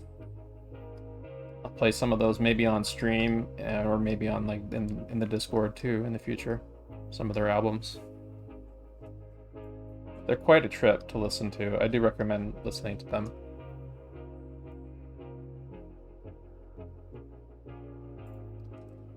But if you have Spotify, they are up on Spotify. Here, I'll put that on screen right now. I strongly recommend. I think We're All Buzzes on This Bus. Don't Crush That Dwarf, Hand Me the Pliers. And How Can You Be in Two Places at Once? I don't think I heard Dope Humor. I don't remember what Dope Humor of the 70s is, so I can't vouch for that. But these three albums in particular are great. There's some bits that are on the Waiting for Electrician album that are great. There's some of their later bits that are pretty good, but those three albums in particular are like the must listens.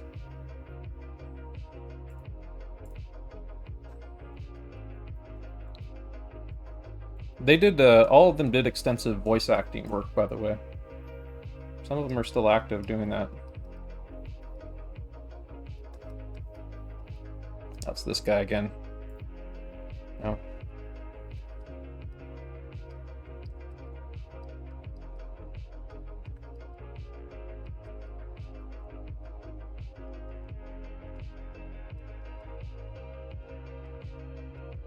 So part of the purpose of the Monday classes is to get back into the swing of things, because usually like I take a break on Sundays stuff. I did do some drawing yesterday though. So I was testing out a bunch of things, including Magma Studio. But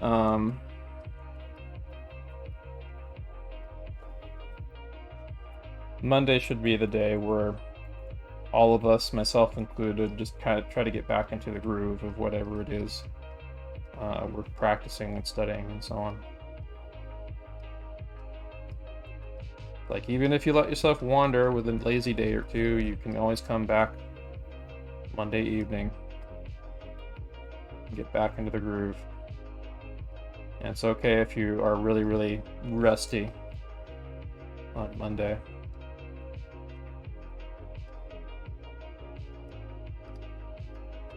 So we'll be doing more practice. I might do some Twitch streaming tomorrow. I did enjoy doing the early stream today, so I think I'm comfortable with doing some more like impromptu streaming during the daytime tomorrow. But we'll see how it goes.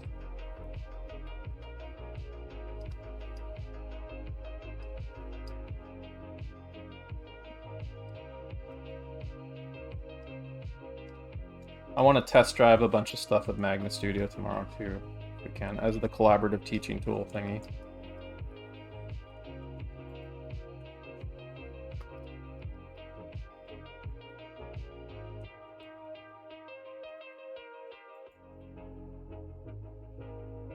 Okay, Google, how much time left on timer? You've got 1 minute and 50 seconds to go. Cool, this is the last pose of this set.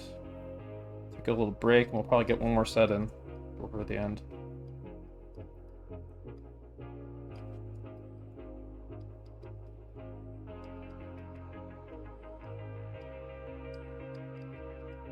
Also, pre-stream warm-ups are that meet before the 5:30 start time are going to be much more of a thing now, I think. I might even like... I like playing video... I like playing video games to relax during the day sometimes, so I may make daytime game streams a thing too.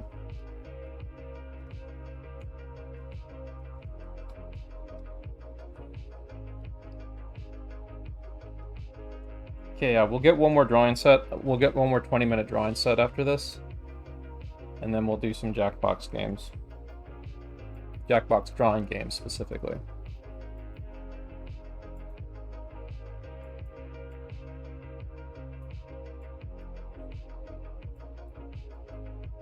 I'm going to do some more figure invention here. Let's see.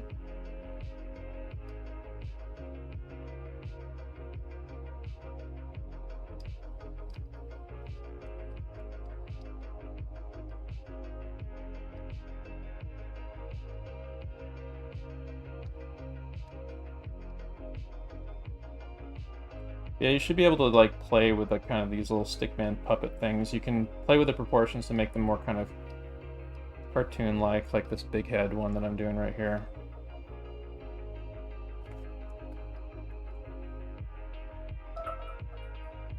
Okay, Google, stop. Or I'm gonna do like a really long length. I'm just pause it on this one. Okay, Google, set timer for 7 minutes. 7 minutes, and that's starting now. What time is it? Wow, it's 7:40. We're pretty close to the old 3-hour sets time that I used to do right now. We'll do one more set of 20-minute poses, so we will have gotten pretty close to like 2.5 hours of drawing time, I would say. Let's take a look at what people are doing in, well, first off, I'm going to change home residence finally. Let's see here, royalty free, chill, no-fi.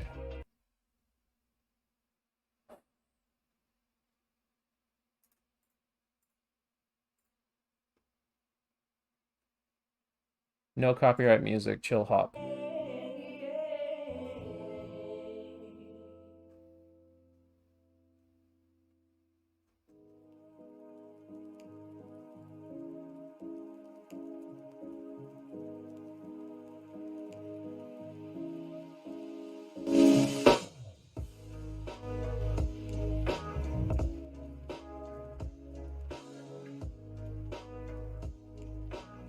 Alright, that works. Now I'm going to take a look at what people have done. So I won't have to move anything, actually. I can just, let's see here. Where's my nearest browser window? There it is. And I'll grab the link from Discord. Let's take a peek. Oh, shit. Yeah, I can't have two browser windows. I have to close one of them. So which one is it that I'm closing? I'm closing that one. Okay, good. Because I'll be able to... I think I can multitask. Oh, wow. Zov has done some amazing stuff here. Look at that. Zov is one of our more talented folks. Done some amazing kind of anatomical gesture figures there. I'd love to actually talk with Zov about the kind of stuff they study that sort of helps them kind of have this very kind of anatomy. This is like kind of like moving in the direction that we're eventually going to get to. I'm going to move us in a more cartoony Western cartoony oriented direction, but this is also fantastic for expanding your range. So we're definitely going to get some of this kind of approach under our belts too. These are looking nice. Nice and flowy and stuff. These have a good feel to them. I like them. I can see you're kind of adjusting to having to draw out that size and resolution too, though. Yeah, that's looking good. These are nice. I see this is a nice expressive, simple pose there. That's a nice right angle pose right there. Sketch face. Sweet pepper. Zolve. I don't think this person signed their thing.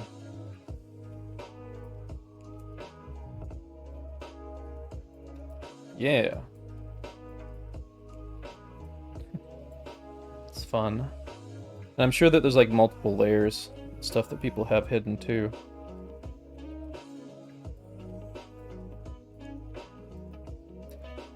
Zov, yeah.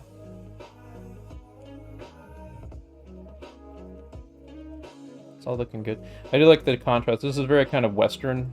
The sketchy faces drawings look very kind of Western, and then up here is like more kind of Eastern. Well, not really Eastern, but also more like comic book oriented sort of figure drawing, definitely anime influenced, of course. So I know Zob is very heavily anime influenced in this approach. It's cool seeing that contrast right there. That one's a really nice abstract figure right there. You might want to do something else with that. That has a good rhythm to it.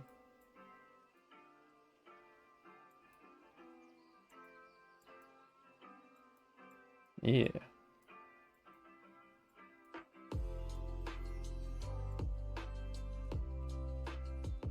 Sketchy face, sweet pepper, Zov.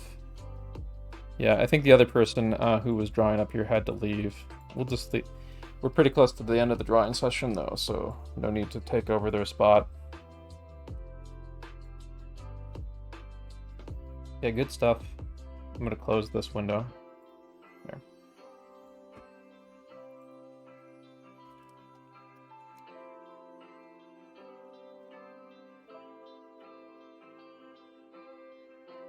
We have got to expand. Got to expand our drawing, our figure drawing library, so we have way more poses to use.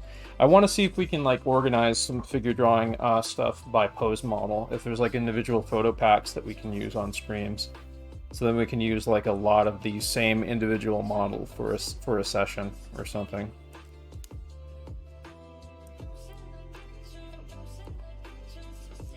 Like if it's the same model but like in different costumes, or the same costume but different poses and stuff. That kind of thing.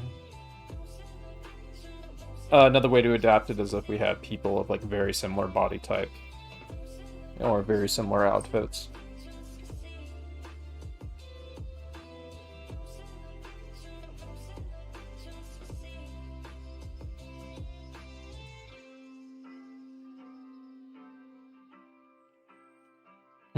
I'm just sitting and thinking right now.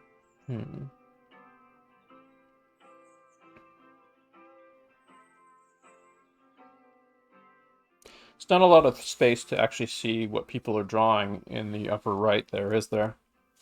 Let me try this format real quick. Yeah, there's more space here. I just wonder if there's enough space to see the gesture drawing. Or the reference image.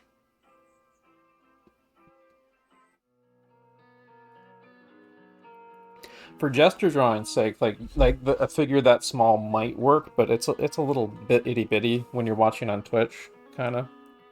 What do people think about this kind of 50-50 look right here for when I'm doing the sessions? Okay, Google, stop.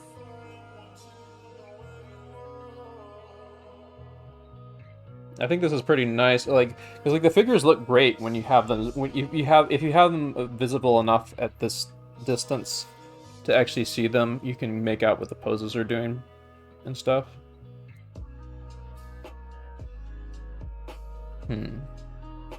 Tricky.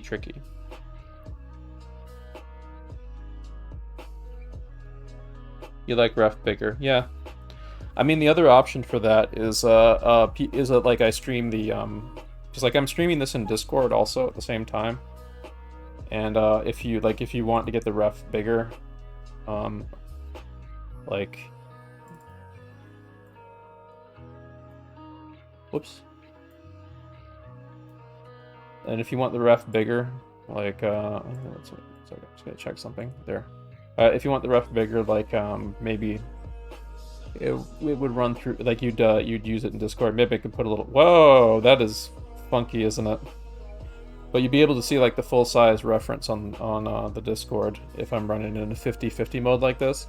And then I just put like a little note on stream, join our Discord to get a full size image of the figure. I might even have Astropug just act as a dedicated figure streamer or something for that. I'm tripping balls now seeing that.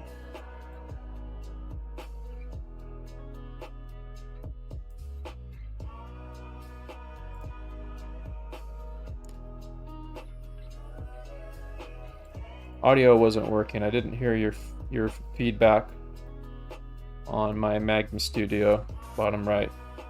Well, I didn't really have too much to say. I said I really liked it, and I thought that your figures were very expressive, and I think you're going in a good direction. And I was interested in seeing like Zov's on the top left's very like Eastern oriented anime influenced figure drawing up there versus like your more Western oriented stuff. I actually want to see Zov. I want to see what Zov can do when he's not drawing shapes or structure, and when he's just drawing the line of action. I want to see what his stuff looks like when he's trying to do things kind of in this very kind of abstract Western approach. So I think he's good for doing that stuff, but I think that like I think he might be able to get even stronger posing if he starts like approaching things in terms of like very simple lines of action. I mean, his drawings look fantastic, but I'd love to see what would happen when he tries like a really simple, like the Alex Wu Pixar approach to like simplified line of action gesture drawing as the root for what he's doing. It might broaden his range a bit too. Like I'm kind of thinking in those terms because, like, you know, like I'm thinking like of like Mob Psycho 100's animation, for example, like how expressive that gets, and there's a lot of elements of like really pushed lines of action and stuff in that, even though it's like anime, which tends to be like more anatomical and graphical.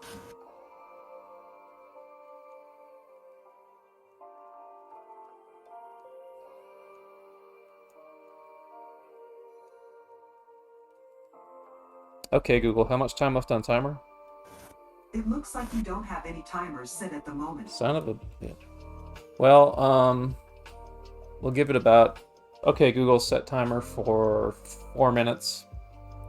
4 minutes, and we're starting now. We'll give it about 4 more minutes, and then I'll start another 20-minute set. We'll just close out the evening with another set of 20 minutes.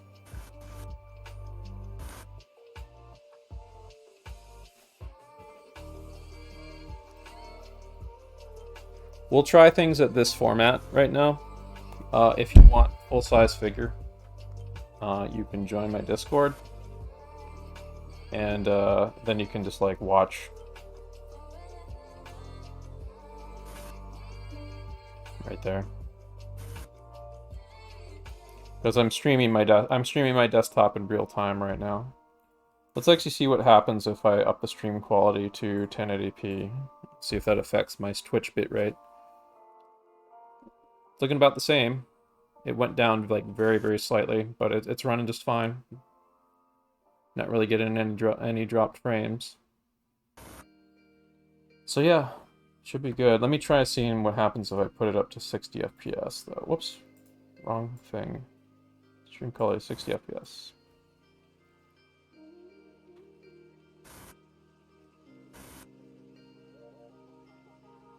Yeah, I guess I could probably just run it 1080p 60 FPS, stream in Discord, and it shouldn't be an issue. Let me see what the CPU usage is on my system.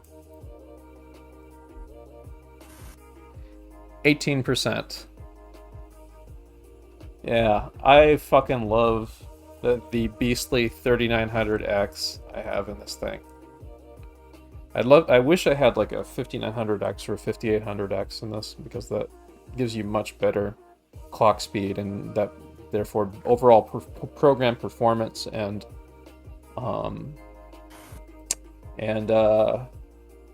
gaming performance is much better in the Ryzen 5000 series. But the 3900X is fantastic, and if I think that the prices for them might be out of whack right now, but that thing is a excellent CPU for artists. And look at this, like this file that I'm working on is a very large file. It's like 8,000 by 6,000 pixels. I'm not having any lag, no brush lag whatsoever.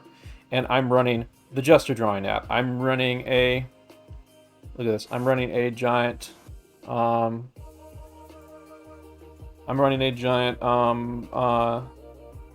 Puref file back here. I'm running Discord with like a lot of shit in chat. I'm running oh god, am I running Backblaze right now? Yeah, Backblaze is fully backed up.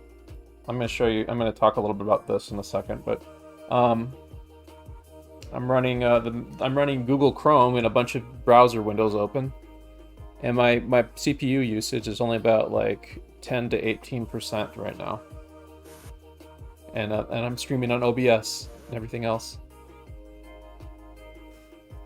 Oh Jesus, am I recording? Yeah, I'm recording. I'm recording the stream.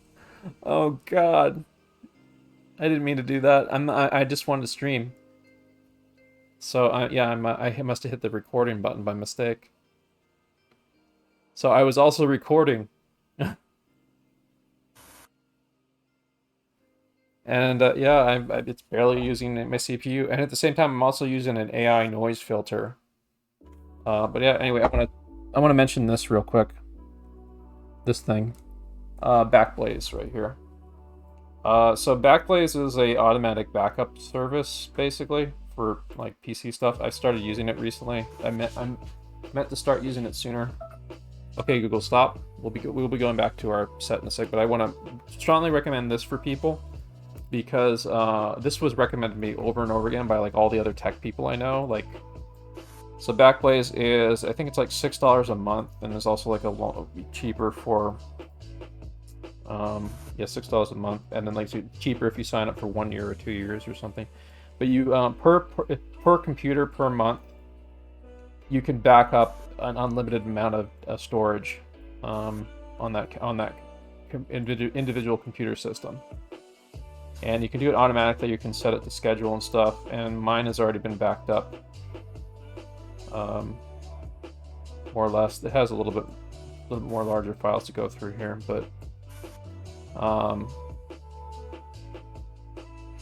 yeah, I'll probably, let's see how much of a performance hit my system takes. Wow. Yeah, it definitely does affect the stream when I do this, because it's uploading the files to Backblaze. So I'll just pause that for now. Just leave that paused. There we go. Okay, so, but yeah, I do recommend signing up for this. There's like a 15-day free trial if you want to try it out. Like I'm doing it right now.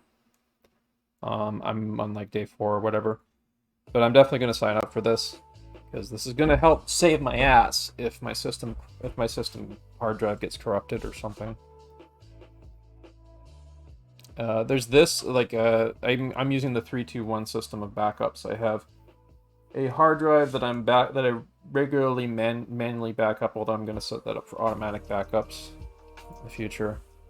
The 3-2-1 rule is you have 3 ways you back up your system. You have, well, you have the primary file, you have the backup file that's stored on site, and then you have a third version that is stored off-site. My third version that's stored off-site is on a cloud service with Backblaze. And the 3-2-1 rule is good to use, like for example, let's say there's a house fire, or like the whole system gets destroyed or something like that. You have an off-site backup that you can pull from now. So that's a really handy rule to use for digital artists and stuff. Anyway, so let's get back to the set. We're going to do one more set of 20-minute poses, then we're going to get into some Jackbox games. So we'll get started right now. Okay, Google, set timer for 20 minutes, 30 seconds. 20 minutes and 30 seconds. Starting now.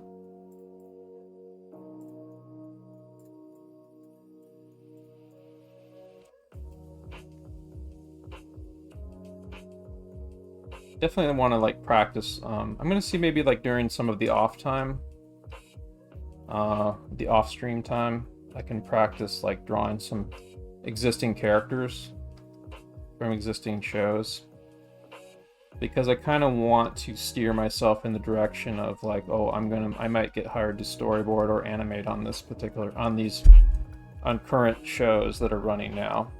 So I want to kind of like understand the visual language of a lot of the modern shows that are airing nowadays.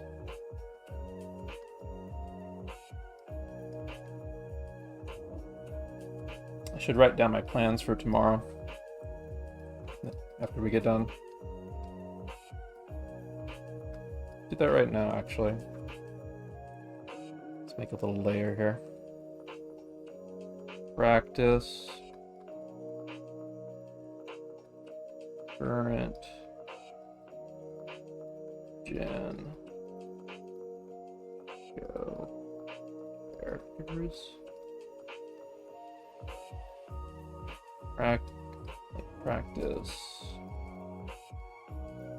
/ develop.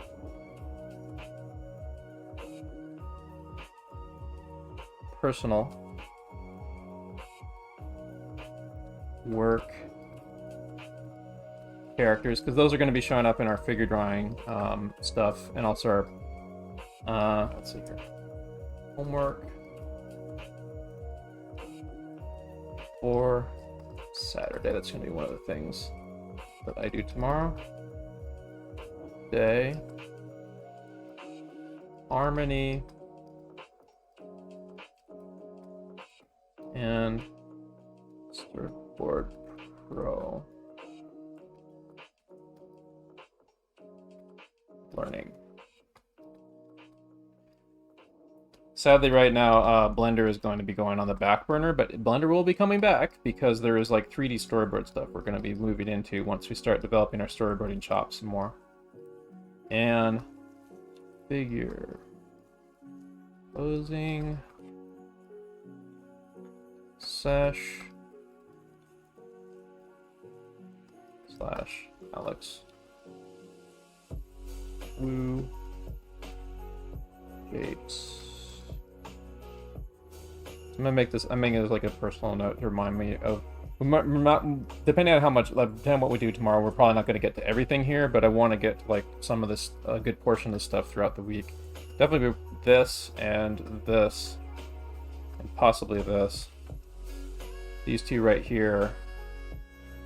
Gonna have to think about how to strategize that. Like I might like combine these with this or something. And what was the other one?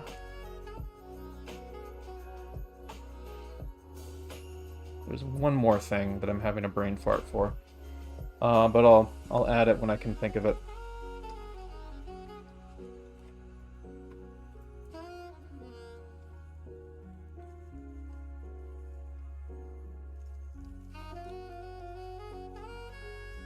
Oh, the Magna Studio stuff. That's right.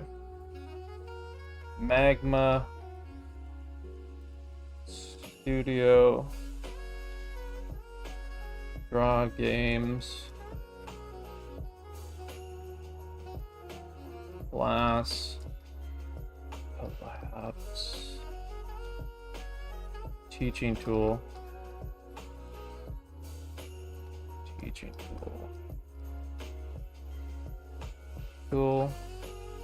and Mega Lab Screen Layout. I want to experiment with that when we get the chance. So there we go. Got a little thing here of plans to keep in mind through this week and through tomorrow. I'm gonna screenshot this. Plans, notes. When I screenshot that,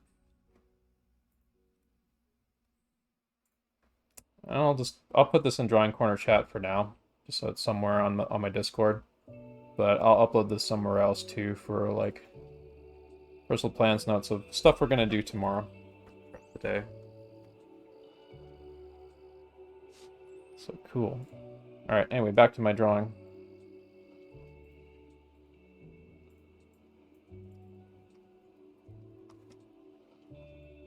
Put that away.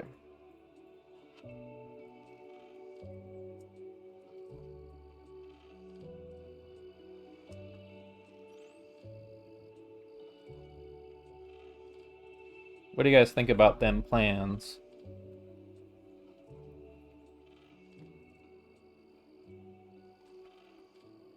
Jello. I'm sad I cannot join you in magma file stuff. The what?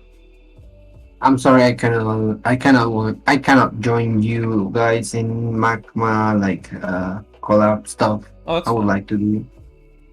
If you can't, then like it's not a big deal, and you can also like draw and then like post stuff in the drawing. I'm still like, even when I do the magma stuff, I'm still gonna be checking out people's stuff in Discord. It's cool to see people drawing in real time, you know. Like, even though I'm going to be using it as a teaching tool, that doesn't mean that's going to be the only way that I communicate with people who are drawing along with the class.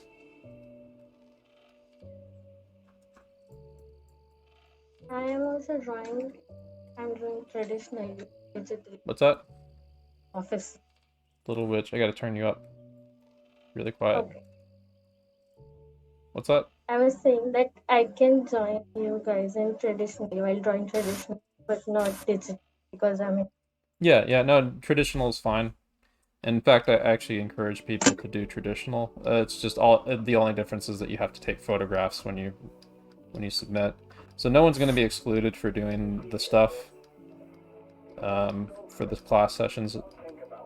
But if you can find a way to participate in magma stuff, you might want to do it just so you can like come for the fun stuff when we do like fun sessions, you know, like drawing silly stuff. So we're gonna be doing like fun, silly drawing games for fun. Huh? Are you guys gonna do that on Sunday? Probably. I don't The know. magma session. Oh, the magma session? Because Well, we're gonna do a magma session tomorrow. We're gonna be continually experimenting throughout the week. But if I have like mega sessions like that, I'm gonna announce beforehand when that happens. Right now we're just experimenting with using the tools. Whoa! What happened to the session up here? What happened to the layers that people were drawing on in the magma session up there? They all vanished.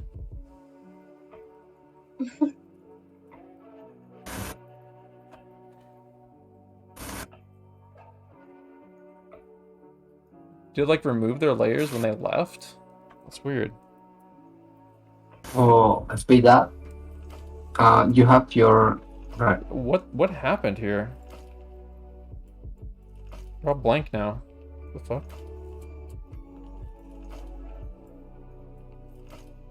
Well, I mean, Sweet Pepper's like drawing some new stuff there, I guess, but I guess When they left, did it like remove what they drew?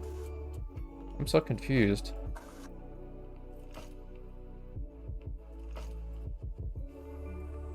There we go.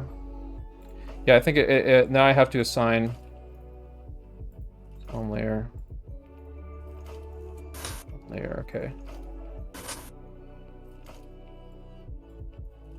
Yeah, that sucked. Well, that's good to know. I don't know what happened there. But I hope that before you left, you saved a copy of it to post somewhere. Whoa, whoa. Maybe somebody, did somebody like... Gosh. Zav, if you could rejoin the chat, if you're... Are you in voice, Zav? Yeah, you are. Oh, good. There we go. I'll make sure I save that. I don't know what happened there. Like, anybody have any idea what happened with that?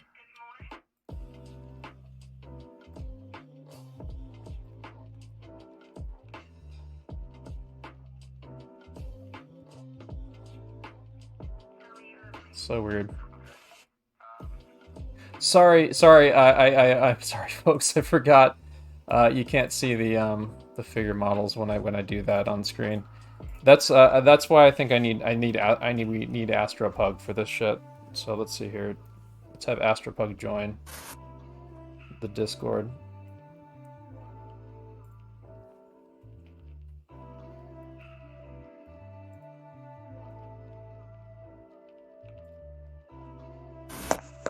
So if like I'm blocking if like I wind up habitually blocking the view of the app or whatever, Astropug is here to save the day.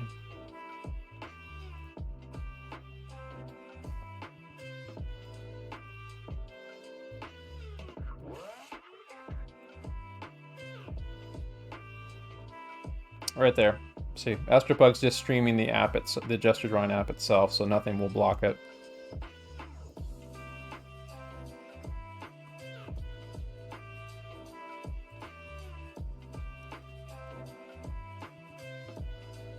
It's good to know these multitasking things, for sure. I think I can set up like a browser link to automatically open Astropug. Yeah, I want to hopefully get things set up so like there's like so many steps I have to do to set up my stream, and I want to see if I can automate them with like a few button presses. There's still like stuff I have to adjust and set up beforehand, but simplifying it to like Elgato button presses and stuff would make things a lot simpler. Also, yeah, I'm gonna be working on this guy some more tomorrow. Little hedgehog guy that I was showing off like last week. In fact, I'll draw him a little bit right now. Why not?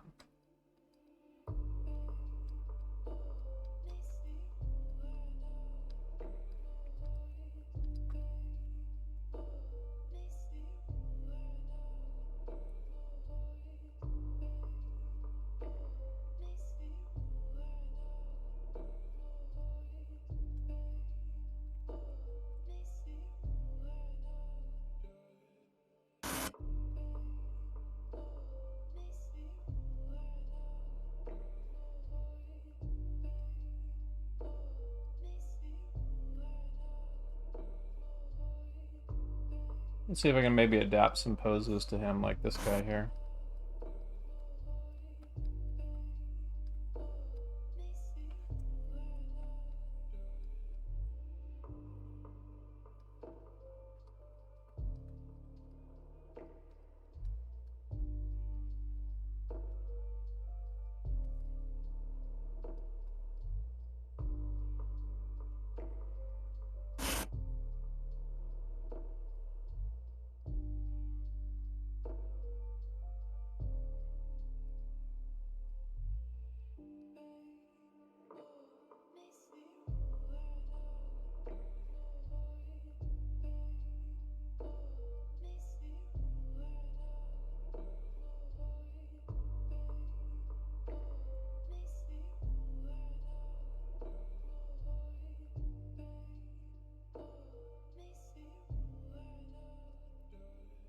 Jira Chief is says that they're kind of overwhelmed. How so? Like, what are you finding overwhelming right now? And how can we help? Someone from the Twitch chat was saying that.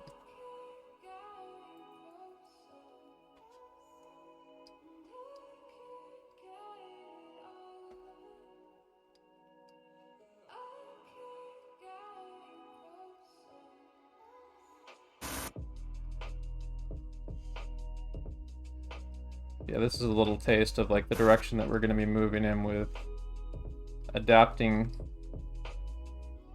poses into characters and stuff. This is one of my own personal work characters, but I want to do this some with existing characters, and that's something that I've done before. Just haven't done it in a while.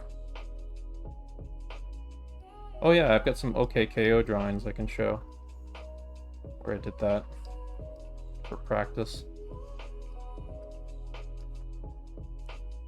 So let me show you actually that real quick. That'd be a good thing to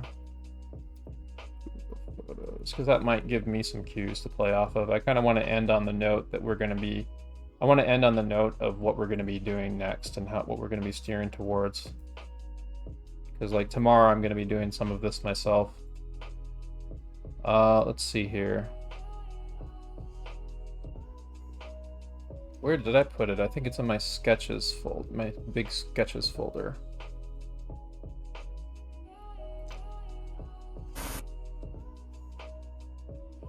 Just gotta leaf through this a bit to find it.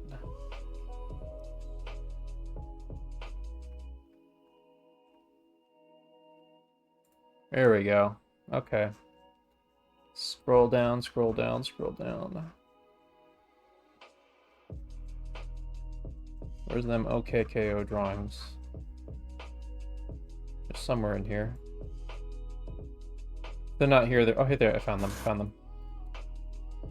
Okay, so these are poses that I did. I actually looked at like photo reference, but then I kind of like ripped and did my own thing. And these aren't like strictly following the show models. I'm like giving myself freedom to play with it.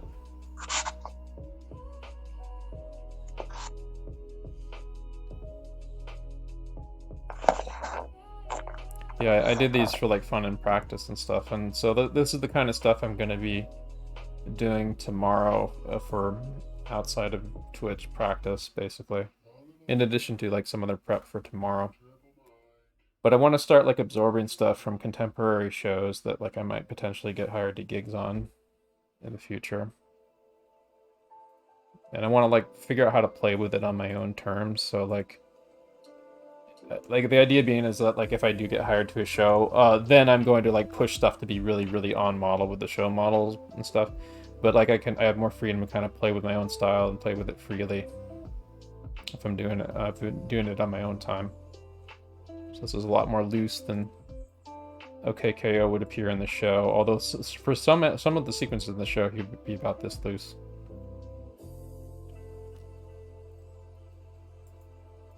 But it's a tricky thing to kind of adapt and get into.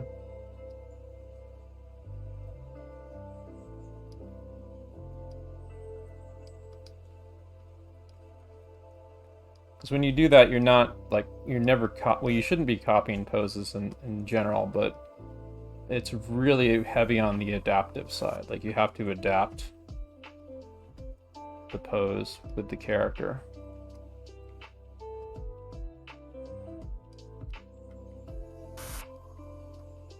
A really extreme example of that for sure would be like adapting a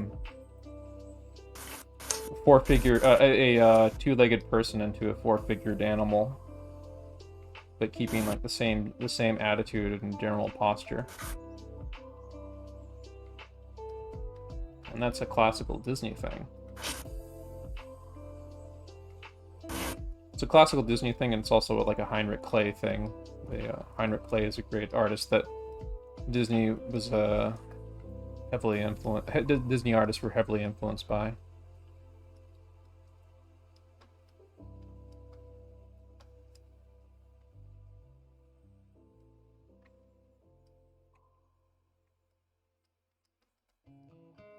we might take a peek at him. So let's see here.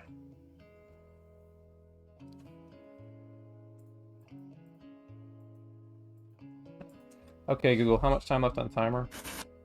You've got 1 minute and 23 seconds left. Oh, cool.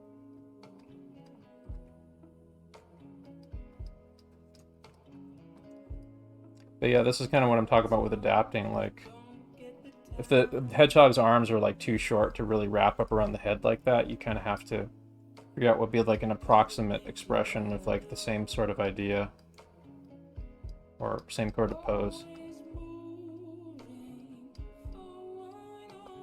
Yeah, I don't think this is a pose he could really take with those stubby arms, but there's different stuff he could do, like that maybe. Use his little stubby legs. Just, right there. But I'm not going to worry about it too much because we're just about out of time, and I'm going to switch gears right now. So yeah, cool. I'll make another backup of that, and I'm gonna make sure I update my Patreons tomorrow. Sorry about that, folks. I'm so bad about that.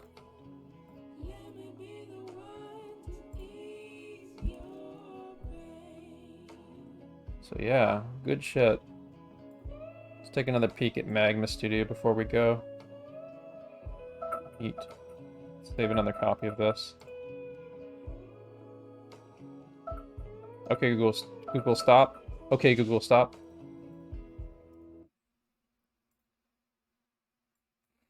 Alright, I would recommend, like, in addition to what we do in the Jackbox games, maybe keeping, like, a sketch pad or something open to doodle and mess around when you're not doing the Jackbox thingies. When you're waiting for your turn. Just to, you know, kind of keep stuff. I'm going to maybe do something like that.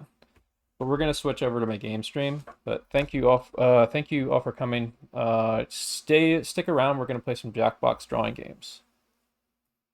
But first, I want to congratulate people for coming to the stream. The stream is going to actually shut down, and then when I come back, it will be the video games stream for Jackbox in about 15 or 30 seconds. So let's see here. I'm gonna. There's a thing I wanted to share again. I shared this last Saturday, I think. Of storyboards from Engelian. Let me see if I can find it.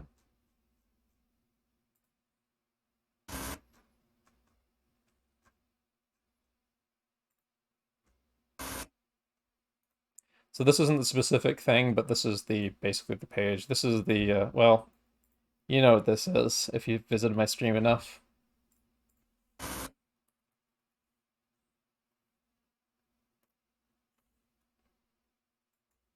Oh, Heinrich Clay.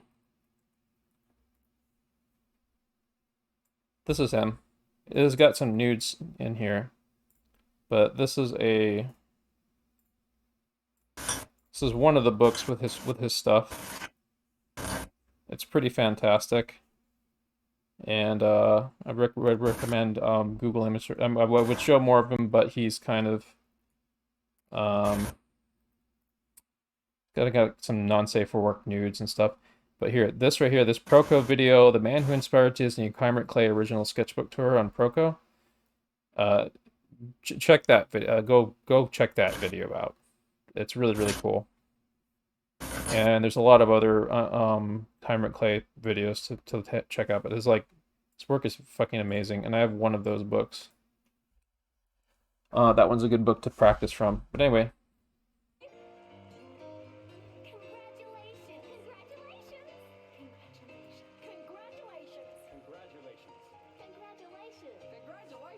Congratulations for getting in a good figure drawing session, folks. The stream will go dark very shortly, and then when we come back, we'll be playing games.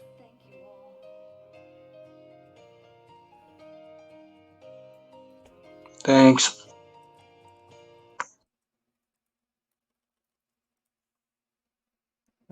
A second here. Yeah, thank you so much.